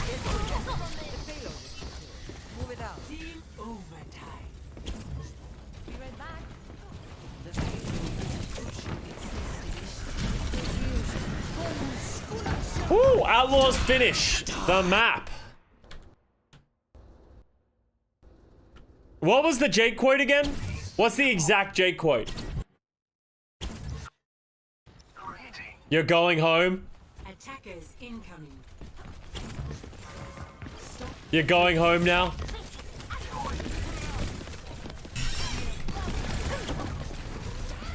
Alright, so they're just gonna play the Monkey Trace Sombra.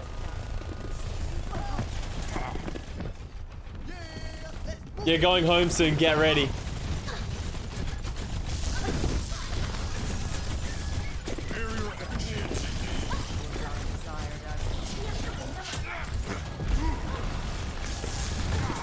Interesting that that Dreamer decides to play Wrecking Ball, then they play like the Zen Brig Wrecking Ball. I think this is a terrible idea.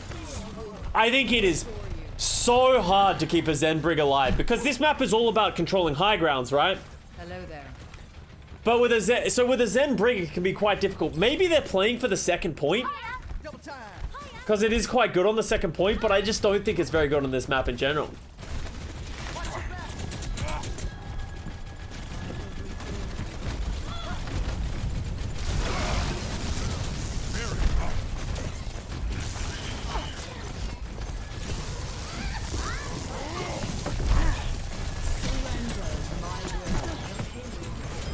The checkpoint. C9 in an hour match.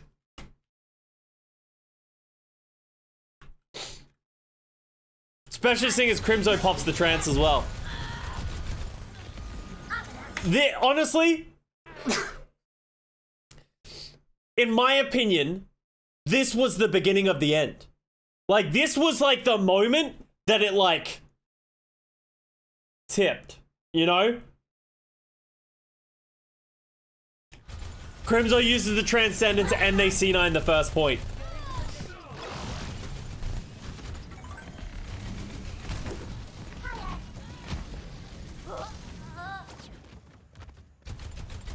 Hello there.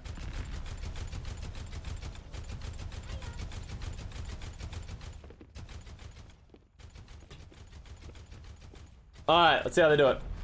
Complacency was palpable. Frames? Yeah, what is going on with my PC? 1 second. I'm gonna close some stuff.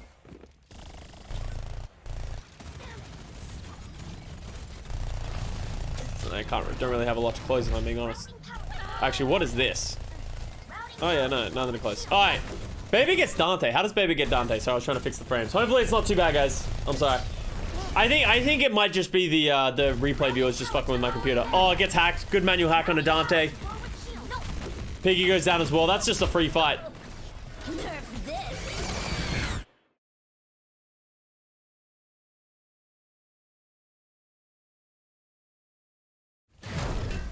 Don't agree with those minds.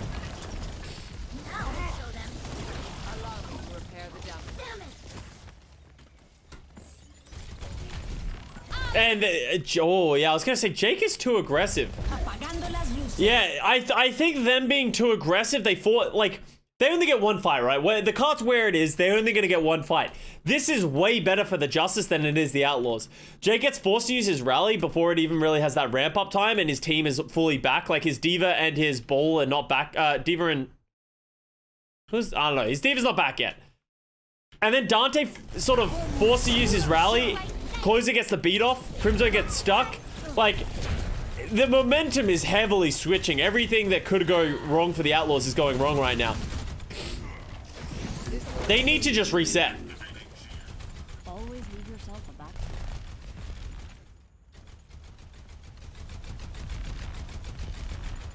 Time to raise my APM. I remember seeing this live.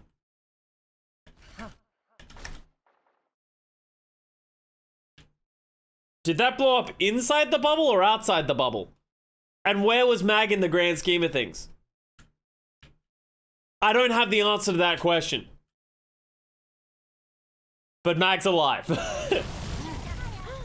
Dreamer gets hacked. Great manual hack by Assassin. Assassin's come back with an EMP. Well, actually, look at this. I saw this real time. Look at this. Look at this peel for Assassin. So the bomb comes down. Mag drops the thing. Assassin recalls. Assassin's 1 health with the EMP. Look at this peel. Protect the president, Secret Service. We're gonna make it. Stay with us. We got you. Let's try that again. Get around him. Yeah. Get around him. I absorb the bullets. No one will touch our assassin. Protect him at all costs. Big EMP. That's why he does it. Grimzo does get the Transcendence off, but it's still valuable for them, right? Like it's a good trade. Now the Coalescence comes out. I would have held that for a little bit longer. If, you know, in a perfect world, if you were Bebe, but it's still not bad. Crimzo gets caught just because the Coalescence is just so big.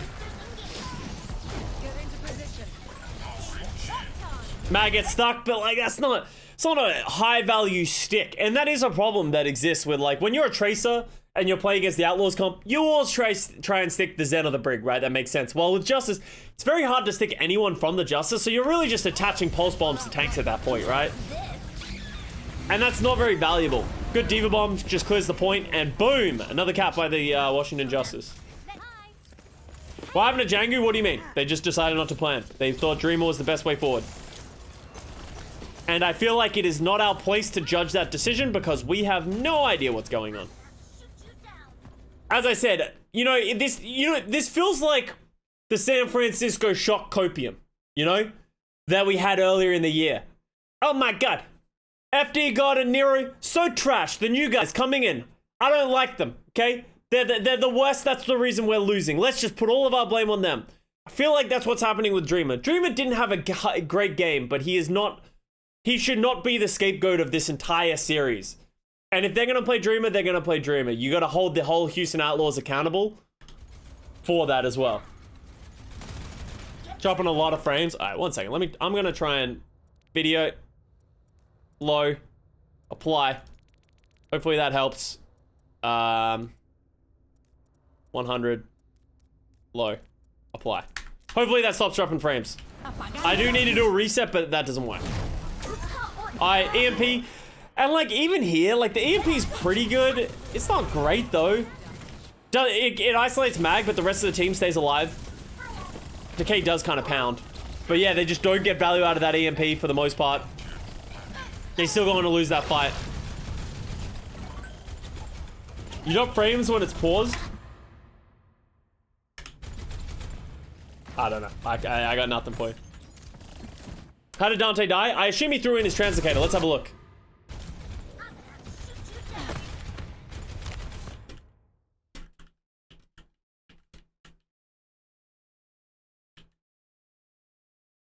Assassin. The assassin. ¿Qué onda? Apagando las luces. Oh no.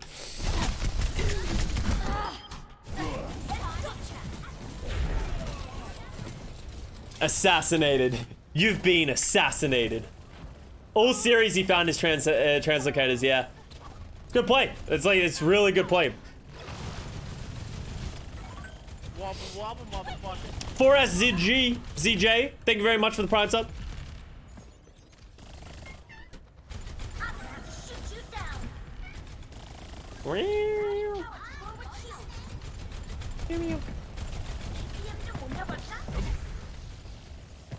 Alright. So Outlaws gonna get the EMP. I think Justice are just sort of waiting for their own EMP.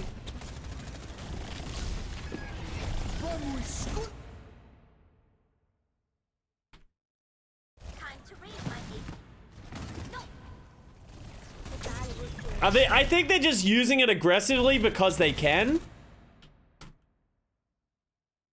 I feel like not very necessary right now.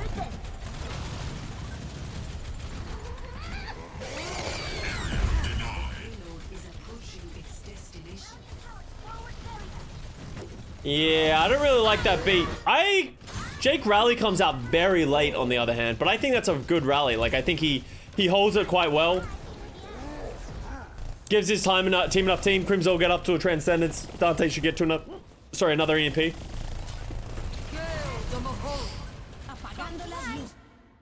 EMP onto, this is a great EMP onto Crimson. You take that, they push down Piggy. That's just a really good EMP by Assassin. Just isolating the team. Dreamer gets manual hacked. Going into Frowny Town once again. And Decay, to the person who said Decay, one second. To the person who said that Decay got carried through this match, let's just watch this real quick.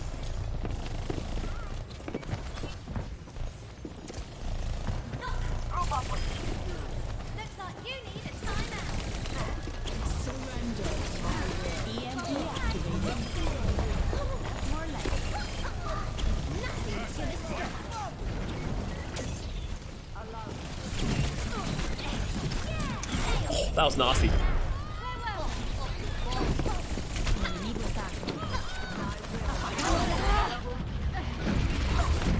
One does simply not carry Decay. Decay is the one who carries you.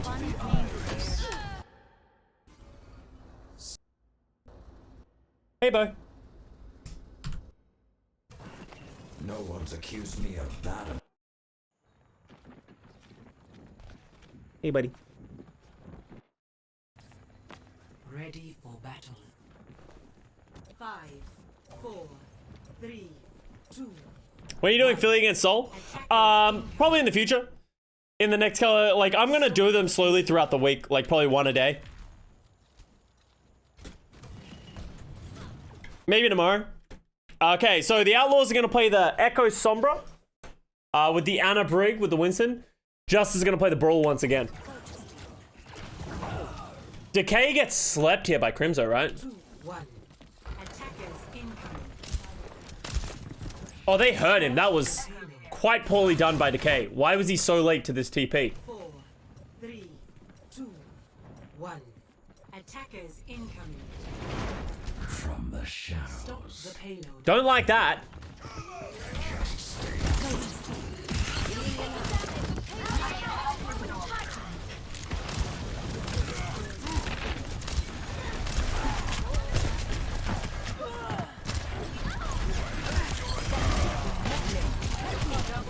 Crimzo diff?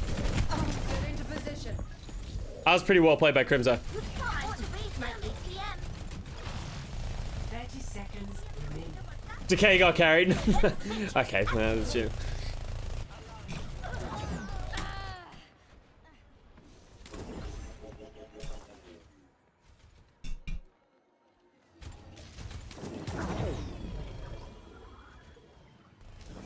Locate 10 seconds What? remaining. I can't see my monitor.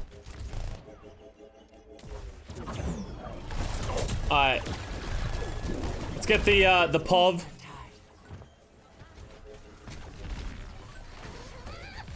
Alright, Happy's about to get EMP. They're just sort of waiting for this EMP. It's taking them longer than I'm sure they want it to. Oh, Happy gets hacked. Happy with the individual hack. Doesn't die. Jake almost died. Dude, so many people almost died. Slam the Diva Bomb, but the bomb goes off. EMP follows up. It only hits Mag. This EMP... Here's the problem. He EMP'd while everyone was already hiding from a Diva Bomb. So it didn't hit anyone.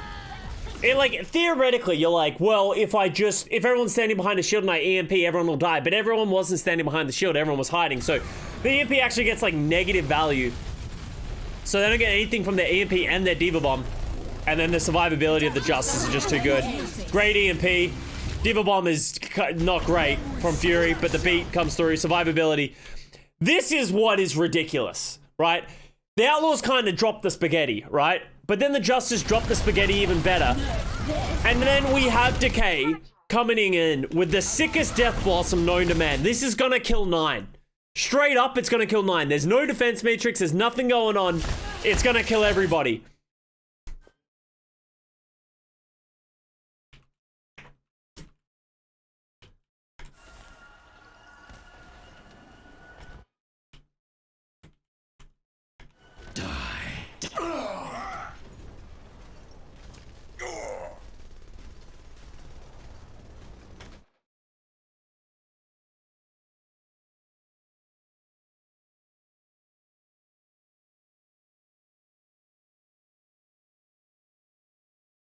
Diva Remake does damage, by the way.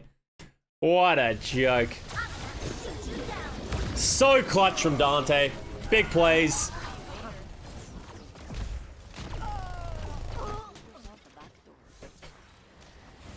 Hello there. Now, instead of taking position for next battle, Dante instead continues to shit talk, which leads to the... Okay, well, let's not take a stretch, right? So he types for trash. He's pushing the cart. He's chilling. Types of trash. All good. That's not the problem, right? He's moving. There's no thing that he has to stay here. This is the problem. This is not Dante's fault. This is the problem. What is Happy doing? Good hack. Oh, actually, that was fine. Actually, good hack. All that kind of stuff. Who gets his translocator?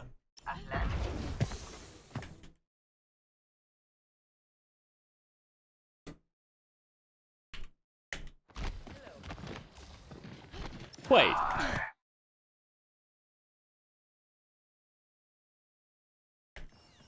The payload has reached the checkpoint.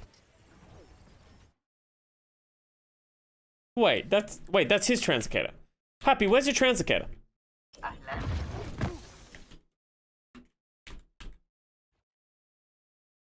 Wobble wobble, motherfucker. Be right back.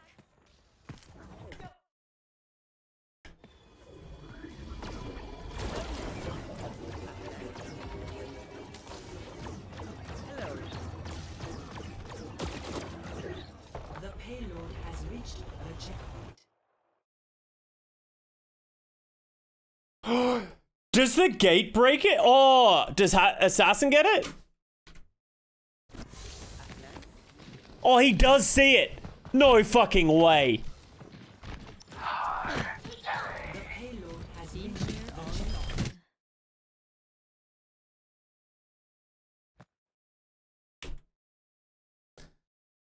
fucking assassin, dude.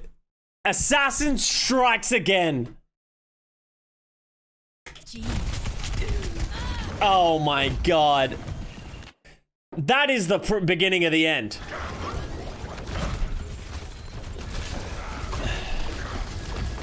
Great heads up play by Justice. Like, Outlaws just don't have ults. Like, I love the shatter there. Just know the thing. Jake does a great job of counter pinning the pin so that Piggy doesn't go down, but they just don't have sustainability. They have no ultimates. They're so close to so many ultimates, but the Cole is just too strong. Yeah, Assassin got player of the match. Assassin was really good. Regardless of assassinating the Translocators, because we don't generally see that in the match, his EMPs are just really good. Just clean hacks.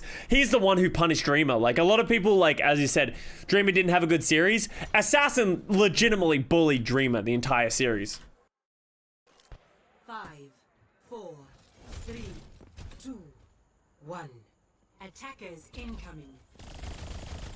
Custa, what are your thoughts on Dante this season? He was poised to do well, and IMO has not performed his near expectations. My hot take for this season was that Dante was going to get MVP. I think we can all agree that Dante was not the MVP. But I think he's been solid. I think he's been fine. I don't think he's been the superstar, but I think he's been good.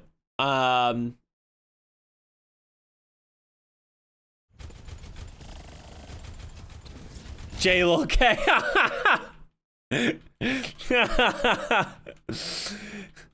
Isn't that Korean sound K as well? So isn't it J-K-K?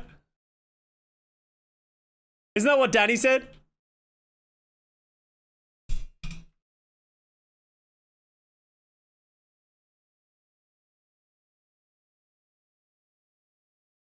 Wouldn't it be funny to be J-Lol K? So wouldn't it be J-Lol face little symbol K?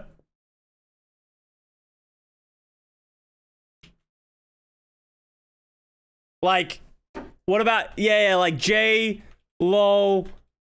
I don't know how to do that symbol, yeah.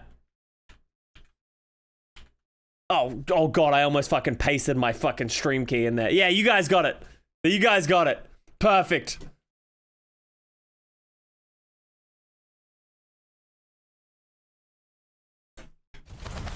Alright, let's get back to it.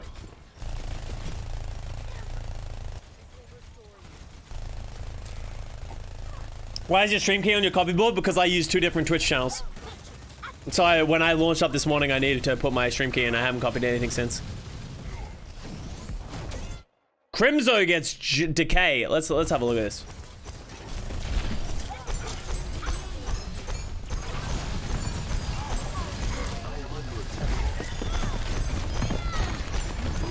Alright, nothing too crazy.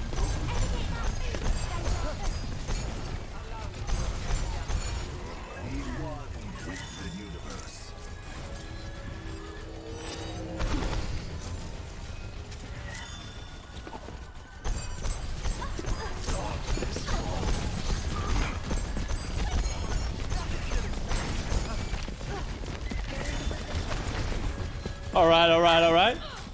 It was really the Crimzo versus Assassin show. Yeah, Crimzo was really good in this series.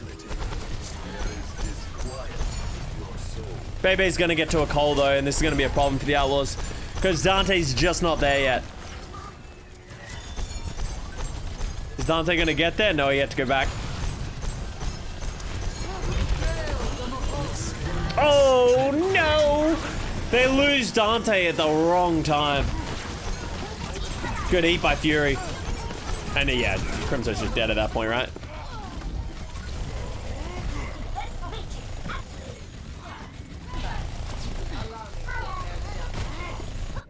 Hello. Never. I'm an I bet my secondary channel is Mr. Wobbles OW_C9. It's a long story of why it's called that, but I just play other games on that channel. That isn't Overwatch and shit like that. Like recently I've been playing Dead by Daylight on that channel. So go follow it if you want to check it out. I don't stream it that much anymore these days. Alright, so Crimzo switches over to the Ana. So now they're playing like Ana Ball. So it's kind of like a gamble at this point, but I actually kind of like it. Dream is just feeding. That what happened here?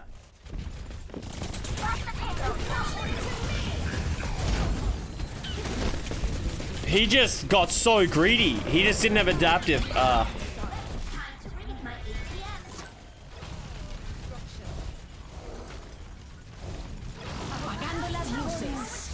ATM. Good beat.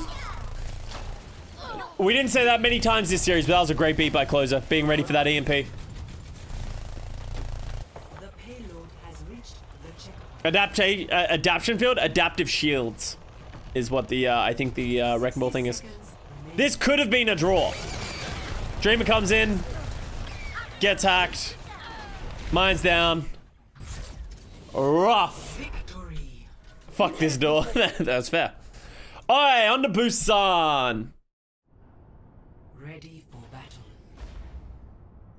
The final map for all the marbles. All the trash talk culminates to this. MZ Ginger, thank you very much for the 6-month resub, by the way. This is a very hard map for Justice's comp. I will say that. This is... I like coming into this map, I was like, if Justice is gonna lose a round, it's gonna be this one. It's so hard for them to close the distance. Crimzo can stand so far away. Sightlines are so long. It's just gonna be hard for the Justice to win this. Going home soon, go ready. No. The objective is now Good shot, one. Come on. So like they try and make the jump, but it's just like so hard for them to get there. Crimzo just plays defensive. Dreamer gets hacked again.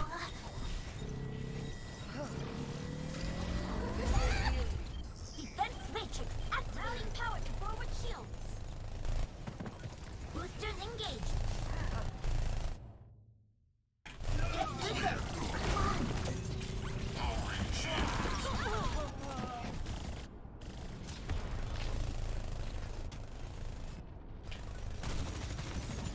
Good shot, one. I'd love to see Piggy play Sigma. Sigma just isn't very meta right now. I'm gonna have to shoot you down. Taking off. Alright, big dive. Oh, nice pulse. Just, yeah, that applied so much pressure to Mag. Good play by the Outlaws. Like, they're not forcing the win condition, right? Yeah, so... I don't know why Decay tried to stick the Tracer. That was just... Felt greedy, but there he goes. Alright, and Houston Outlaws get the cap. Dream is throwing? No, I don't think Dream is throwing. I think he's getting countered pretty hard. Didn't Jake slam his desk on Sanctuary and cause a pause? I don't know. That'd be a funny story if it's true. I didn't hear anything. That it was like Jake because he slammed his computer or anything like that. I haven't heard anything that said that. Routing power to forward shield. It's because of reasons, yeah, like...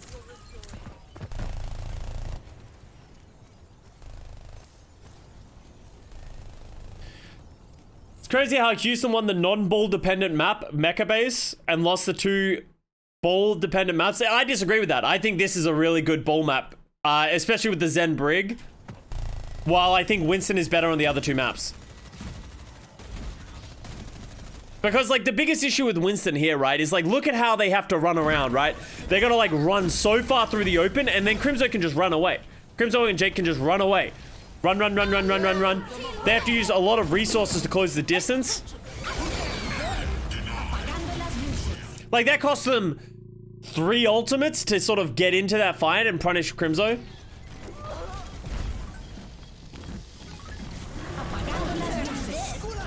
Good beat by Closer again. Alright, Justice should get this point cap. They did a great job of isolating Crimzo. Catching Crimzo with that EMP is pretty much done. But that's 5 ults from the Justice. Pass into the iris. Shoot you down. Taking off. So here's like the problem with the Justice comp, right? We're gonna see here. Crimzo gets back and uses the Transcendence, and they keep the point. And this is like highlighting how hard it is for Justice to close out the fight. Well, Dreamer's gonna get himself killed again. But like they can't punish. It's very hard for them to like isolate targets. Forward shield. Right, nailed it. Time to raise my ATM.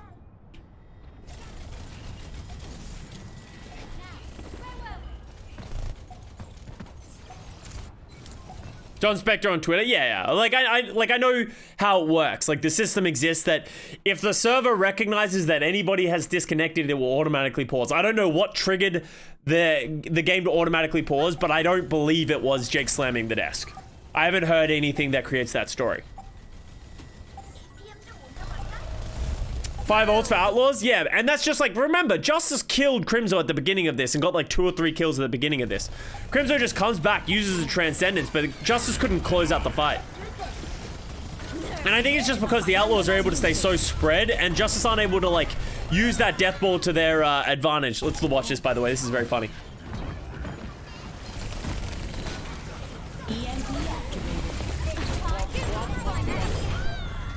Trevor, thank you for the Prime Gaming sub. Oh, happy. Fury's just like, together!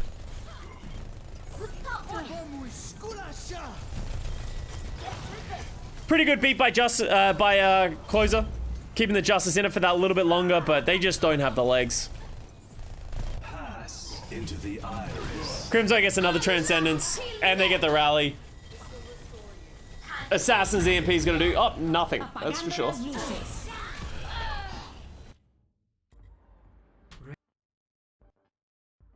Can you team plan during a pause? You're not supposed to be able to. It's very hard to monitor though. I don't know how it works in like a COVID world. In a back when we were at the Blizzard Arena, when there was a pause, like we would be talking and we'd be like, oh yeah. We'd like whenever there's a pause, they're like you're not allowed to talk. Fuck. What are you gonna do? What are you gonna do about it? These poor fucking refs. Like we're sitting there, we're like, oh yo, I got this. Oh, we should use this. And they're like. And everyone's like, yeah, okay, we got it. Then the ref comes up, it's like, you can't talk. And we're like, oh yeah, sorry, we won't talk. Oh, someone's over here, by the way. Yeah, it's fine. But we should also do this, yeah. And this poor ref, what are they gonna do? Come up to us, be like, no talking. And it's like, yeah, of course no talking. Yeah, but we should totally do that, yeah. It's kind of how it was at Blizzard Arena. I assume it's probably enforced the same way. Theoretically, they need to find a way to just cut comms, right? That's probably the best way to do it. I don't think it really had a big impact because we'll talk about it when we get there. I don't think it had a big impact because I'm pretty sure the match was over from that moment. Routing power to forward shield. No, damn it. Routing power to forward barrier. Get through there. Routing power to forward shield. Good isolation. They managed to get a thing. And this is why I actually think the Winston is a pretty good comp. It's very hard for the Zen and Brig to sort of like open up here. Right? Like it's hard for them to open up without being in jumping range from the Justice or speed range from the Justice, right? And that's sort of what you saw there. It's very choky and there's not a lot of open space in which the Zen and the Brig can get value. Like Jake said, yeah, someone just said in chat, Jake gets a very slow rally. He just gets absolutely bullied here. By just like they can't do anything. They just can't get close enough to really get value.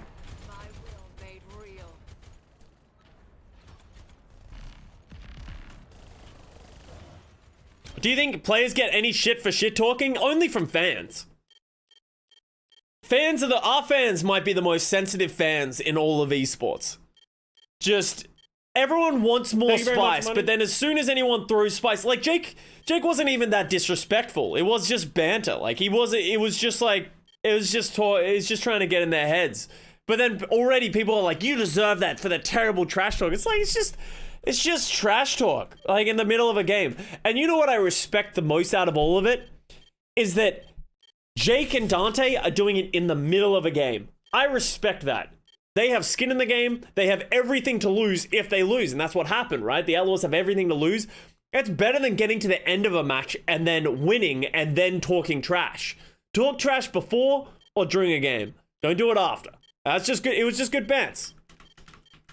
How about the rain one? I didn't mind the rain one because it wasn't personal. It was just a good meme. And I didn't really have a big problem with it. But some people did. I think some people had fair things, but I don't really care. I think we're just too soft. You see what happens in other games? Yeah, you'd be fucking... Yeah, it was about football, exactly. Like, the whole meme was relevant. It was about football. It wasn't anything to do with London. It wasn't disrespectful to the team. It's like, it's not coming home. Oh damn, how toxic of the Atlanta Rain to the London Spitfire. Didn't call them shit, didn't tell them to get out of the league, didn't disrespect them. It was just trying to get some bants out there, you know? The ticking, okay, sorry, that sucked.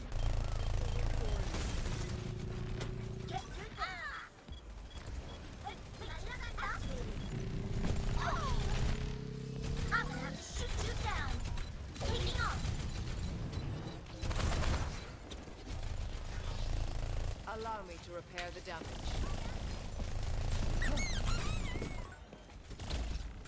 Alright, Dreamer goes down, and here we go.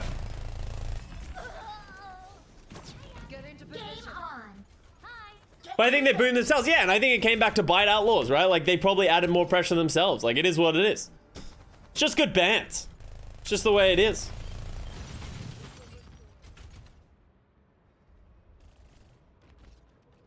Apagando las luces.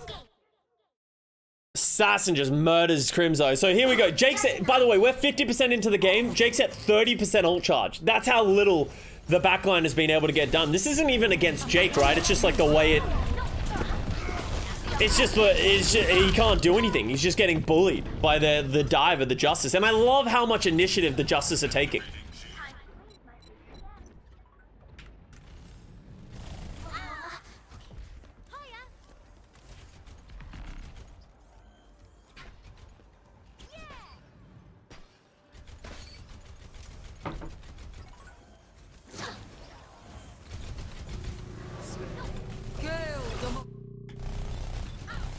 Pass into the iris. Okay, that Transcendence gets forced out so early by Mag's Primal. Mines come out, and then, yeah, Crimzo shows his face and dies. It's like, legitimately, he's just dying on cooldown. Overtime.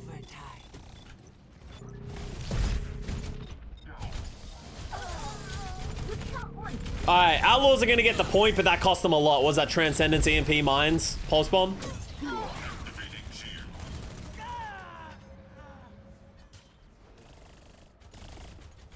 So they should be able to just engage with the beat here, right? Like, this should be a good beat engage.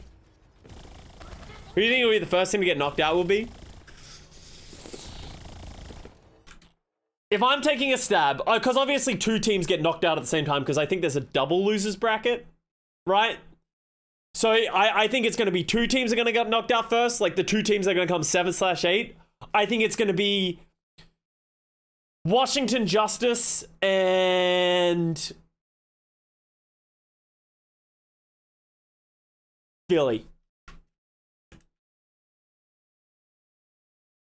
I don't know how good Philly is, but that's just like, I don't think they're going to get that much better.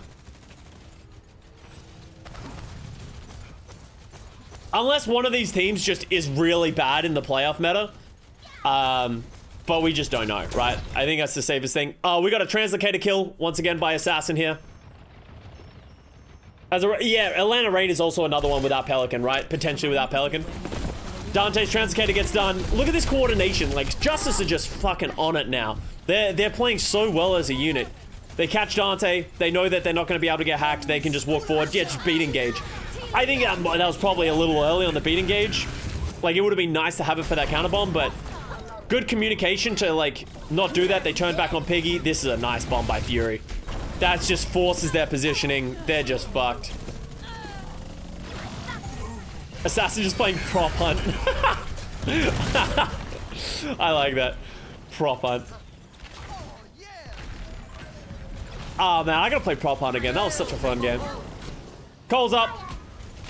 It's hard for the Houston Outlaws to really do this.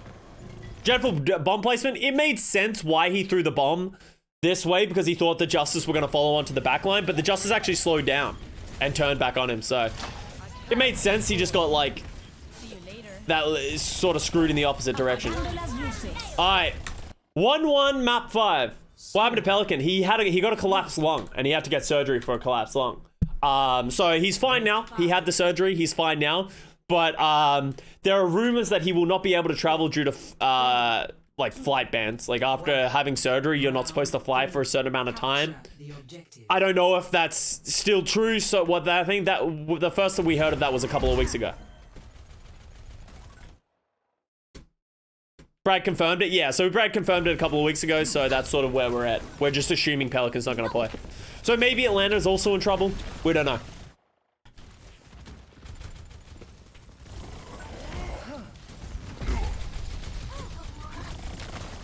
Routing power to forward shield.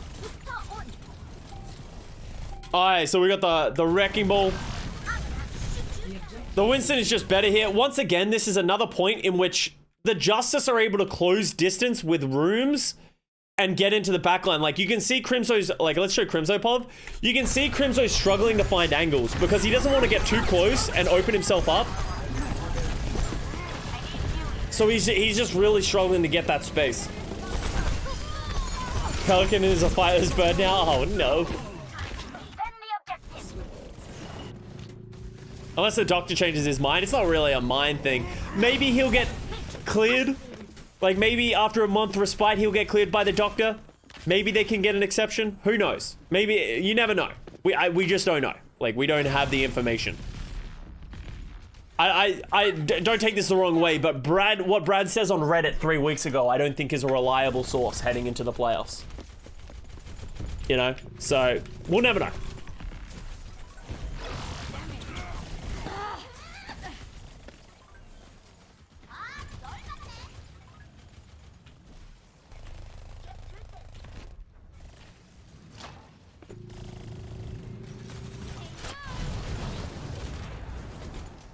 Pulse bomb by Happy falls a little short. They're walking up with EMP. So Bebe's going to want to go with this Cole.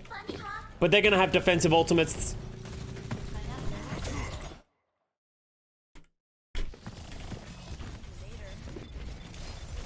Is Dante going to force his EMP onto the Winston? Don't do it, don't do it, don't do it. Alright, there's a rally. I like the rally. Don't get too close, Bebe. They want an EMP. Oh, they get the Transcendent. How do they get the Transcendence out here, actually? That's curious.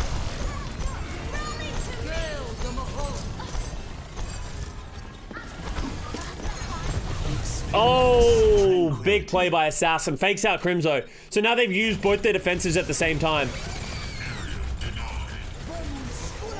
Good beat by... I really like this beat by Closer.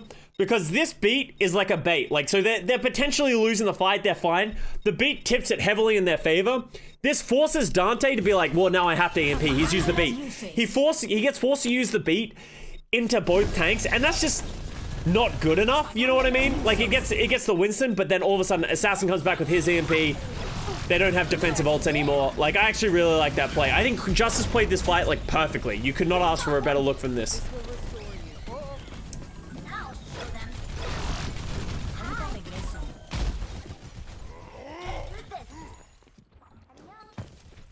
So all of a sudden, they only have a pulse bomb going into this final fight. Final fight territory.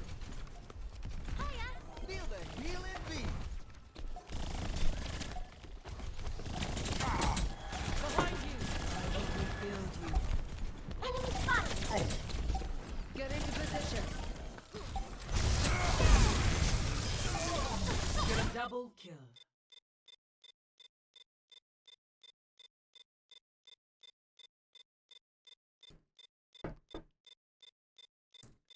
You're going home.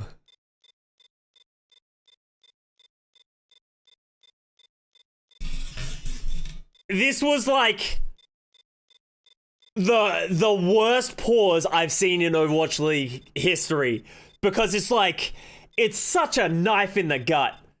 Because if this had happened before, there would still, like, before the both supports had died, there would still be optimism. There would still be a chance. But the fact that they get the perfect dive and kill both supports is just like, oh, and they talk trash in the game. It was, oh. It's so brutal. You gotta feel for the guys. The Outlaws actually do a great job of stalling this point out. I will say that. Like, Dreamer and Piggy do a great job of, like, trading aggro, getting back. They do get close to coming back with ultimates and their supports. Like, they're trading aggro. Dante gets a touch, gets a recall. Dreamer comes back somewhat healthy. And then Dreamer eventually gets caught.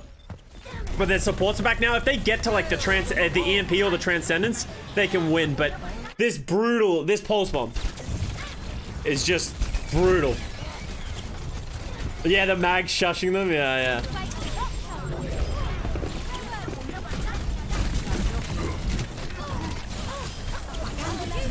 Oh, and there it is. The Washington Justice booked their tickets to Hawaii.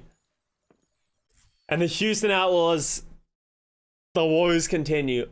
I will say, as I always do, I don't think this was Houston Outlaws. I'm glad that Houston Outlaws didn't shit the bed. You know, like so much during the final hours, it feels like Houston is always just like, they sucked. I don't think they sucked this match. I think they played quite well, especially some of their players. I think Dante had a great game. I think Crimzo had a great game. There was like, they looked good. The Washington Justice just were better at the final hours. It could have gone either way. There's so many things that could have happened. This was just a great match. There was banter, there was back and forth, there were ups, there were downs, there was everything. But congratulations to the Washington Justice. They deserved it. They put the work in and they overcame it. A pretty brutal season, especially. I respect that they were willing to just be like, we're not going to be good at Wrecking Ball. Let's just play something else. And they play a comp that I don't think is going to get them very far in the playoffs. I don't think this Winston Lucio Moira is going to get them deep, but at least they're going to go to Hawaii.